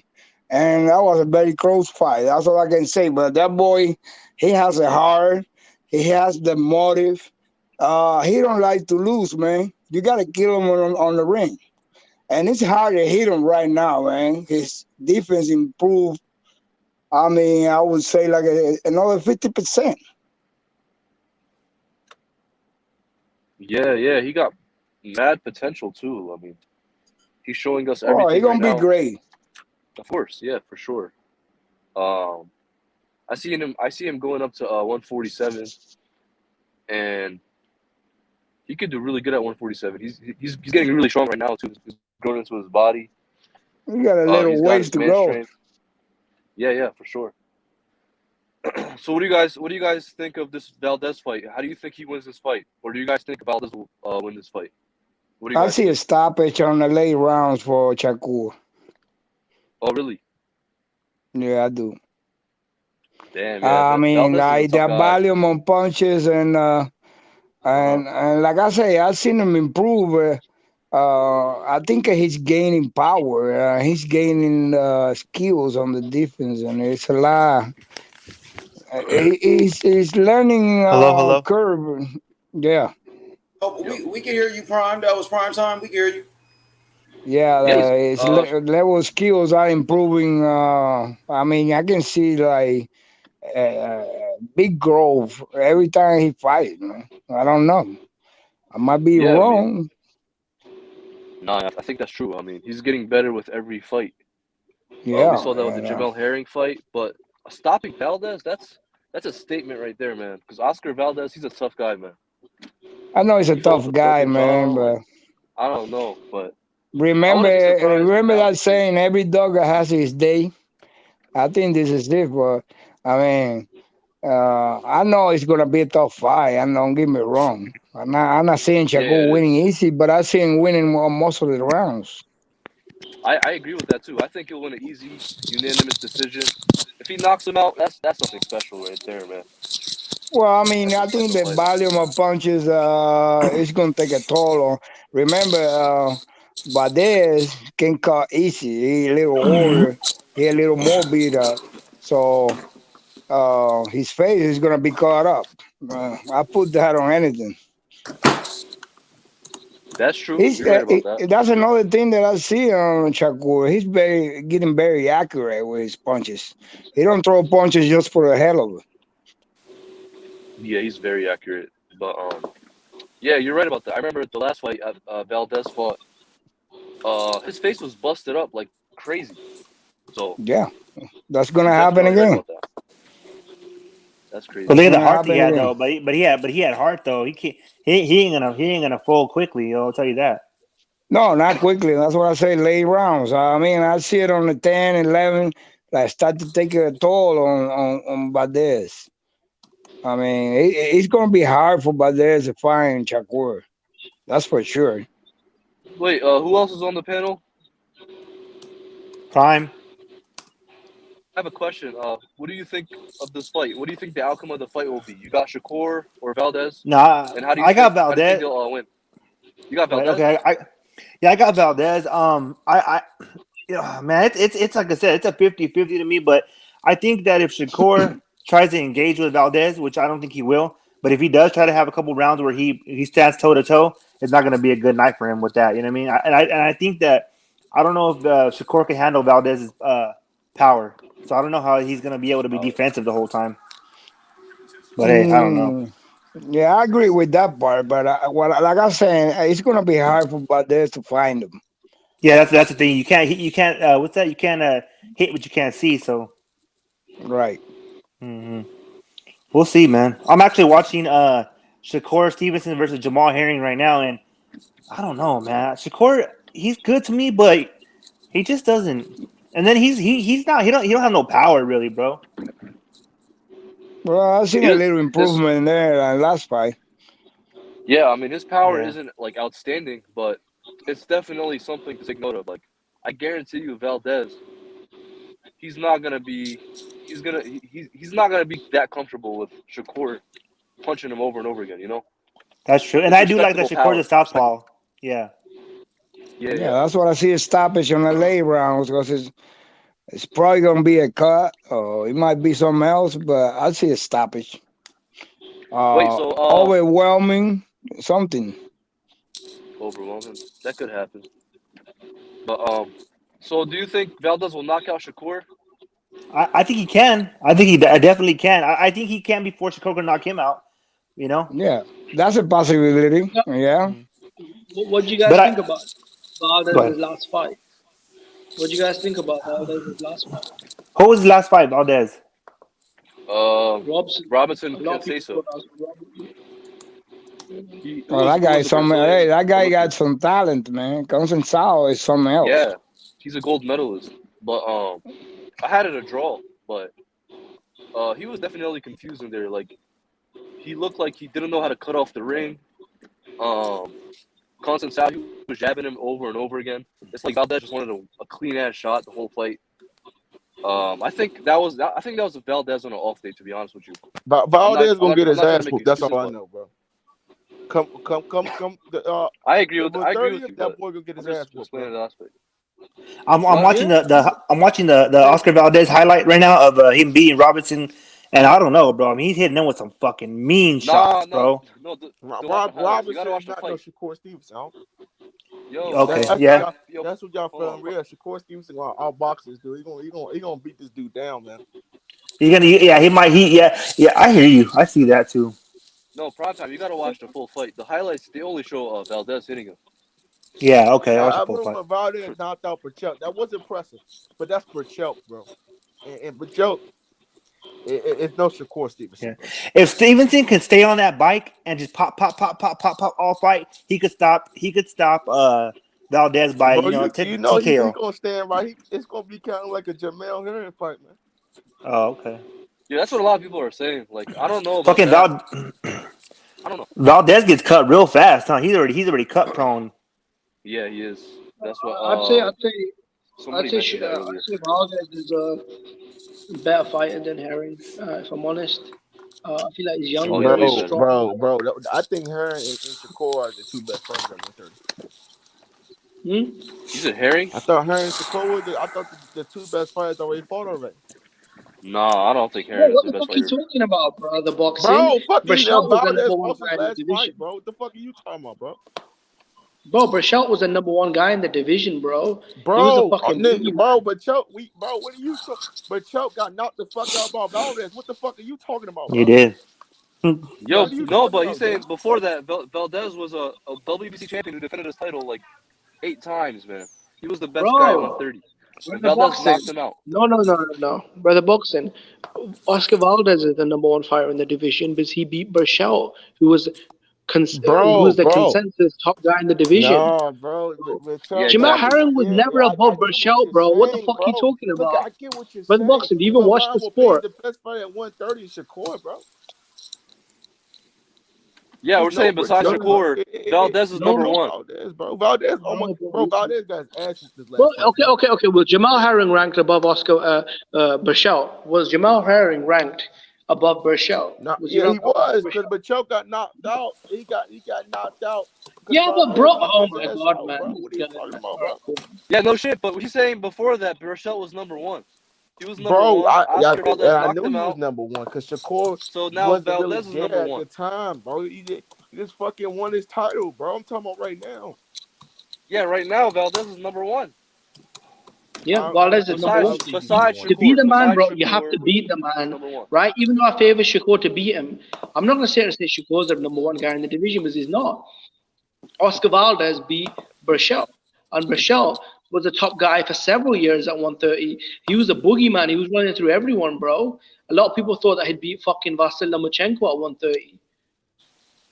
That's our brother boxing. You need to watch boxing instead of riding. I don't live in my basement, nigga. I don't watch boxing like. I'm gonna be honest, I'm not fucking keeping up with. I gotta keep up with this shit, man. Like, come on, bro. Like, So WBO is. I gotta keep up with this shit. You know what I'm saying? Hey, who the hell? So you know? Okay. Hey, Watch boxing, nigga. Bro. So you knew who Jamel Herring was, but you didn't know who Burchell was. Is that what you because saying? fucking Burchell was? Yeah. He was the WBC champion. What the fuck are you talking about, bro? Hey, who's Kenshi Agawa? What's your point? Who's that? Boxing, what's your point? What'd you say? I know none of you guys know who Kenshi Agawa is. Who the fuck is that? Ogawa? Yeah, he just won the IBF. Man, y'all IBF? be sitting in the fucking basement. Yeah, he won a vacant IBF. Like Kenshi Agawa, bro. Who the fuck is that? I don't even. He was on the undercard. He was on the undercard of the TOP fight. Yo, I had to watch it. Yo, I had to look it up right now. The lowest division of boxing I watch is like 118, bro. Yeah, that's low. I don't care for boxing after that, bro. We're not saying that, but you're making claims, but you can't back up your claims. That's the thing, nigga, bro. What are you? If you're gonna say Jamel Herring is the number one guy at 130, past 118, then you should say I don't know that. I don't know nothing about that. It says number one Shakur Stevenson, and then thanks, bro. Listen. Yo, okay. Brother Boxing. Who did you have number one at the division? Ogawa. Yeah. But before how the fuck is Herring about Burchell, bro? What the fuck is talking about, brother Boxing? This is why people fucking talk shit to you. What about Roger Gutierrez? Man, nobody talk shit to me, man. I think I know boxing, bro. But I'm just not. Bro, you just said you don't watch boxing, bro. In his basement. Do you know? Yeah, exactly, bro. Fucking basement. You and your the only boxing you watch is Deontay Wilder. That's it. See, bro, I watch boxing like if it comes on free TV. Yeah. Like, bro, you gotta understand, bro. Like, I'm only 19 years old, bro. Like, oh shit, you sound older. How old are you? Yo, brother Boxing. He's 19. I thought you're older. Hold on, I got a question for you, brother. Bro, you sound about 40, bro. Yeah, he does. Yo, you said Deontay Wilder is Hall of Fame. Brother Boxing. Man, see, now we gotta get still back agree to with Wilder, that? You bro. still think that? Bro, I didn't even bring up Wilder's name. These guys, like, bro. Like, bro, you're the one walking around with a Wilder mask, bro. You're the one that fucking shows up with Wilder every day in, day out, bro. You guys are so funny, man. I thought these guys were talking about 130, bro. Nah, because you're saying I don't know this about boxing, but you're saying he's okay. Who's the best 112 pounder? Julio Cesar Martinez. I don't watch 112. Not you. I'm talking about them. Julio Cesar Martinez. That motherfucker knocked people out. Brother Boxing, who's the top fighter in 115 right now? 115. Sure. I know who 118 is. Kazaku Izakiya. Kazutu Azakio Kaka, whatever the fuck his name is. Who the fuck is that? Those, you gotta understand, those fight cards don't come on my television. And then Jerwin Ansakia and Shakshi You gotta Kaka. understand. You can ask any boxing fan who's the top fan. Okay, at 115. Because you gotta understand something. Hey, divisions. I'm gonna let you. Hey, yo, let me say something, bro. Those divisions are not shown over here like that over America, bro. Where you at? Huh? Where you at? Bro, don't you have to I'm in America, nigga. Oh, I was like, what the fuck? I'm in college, bro. Hey, I'm a college. I don't have all that time to study on boxing. Bro. Okay, at 115, who has a WBC belt? I'm not sure, bro. Not you, them. That's 115. Like that. Yeah, 115. Who has a WBC belt? That's like a division. For the boxing, do you know who Roman Gonzalez is? Do you know who it's vacant. You guys don't know. You guys are wrong. It's vacant. What you say? I can't hear you, bro. What you say, bro? Do you know who Chocolito is? Do you know who Roman Gonzalez is? I know who he is. I heard him. Yeah. He fought Schrader. Cool. He fought the that's really only two dudes I really know at the division, bro. Okay, who's the best WBO 105 pounder? Bro, stop asking goddamn questions. I'm asking you questions, bro. What the fuck? This thing is giving us a quiz. What the fuck? Be honest, bro. Y'all blood boxing this shit, bro. Masakata Tanagachi. Brother Boxing, keep it a buck, bro. Be 100% honest, yeah. Are you actually retarded? Oh shit! What the fuck, bro? Because I don't want Jimmy.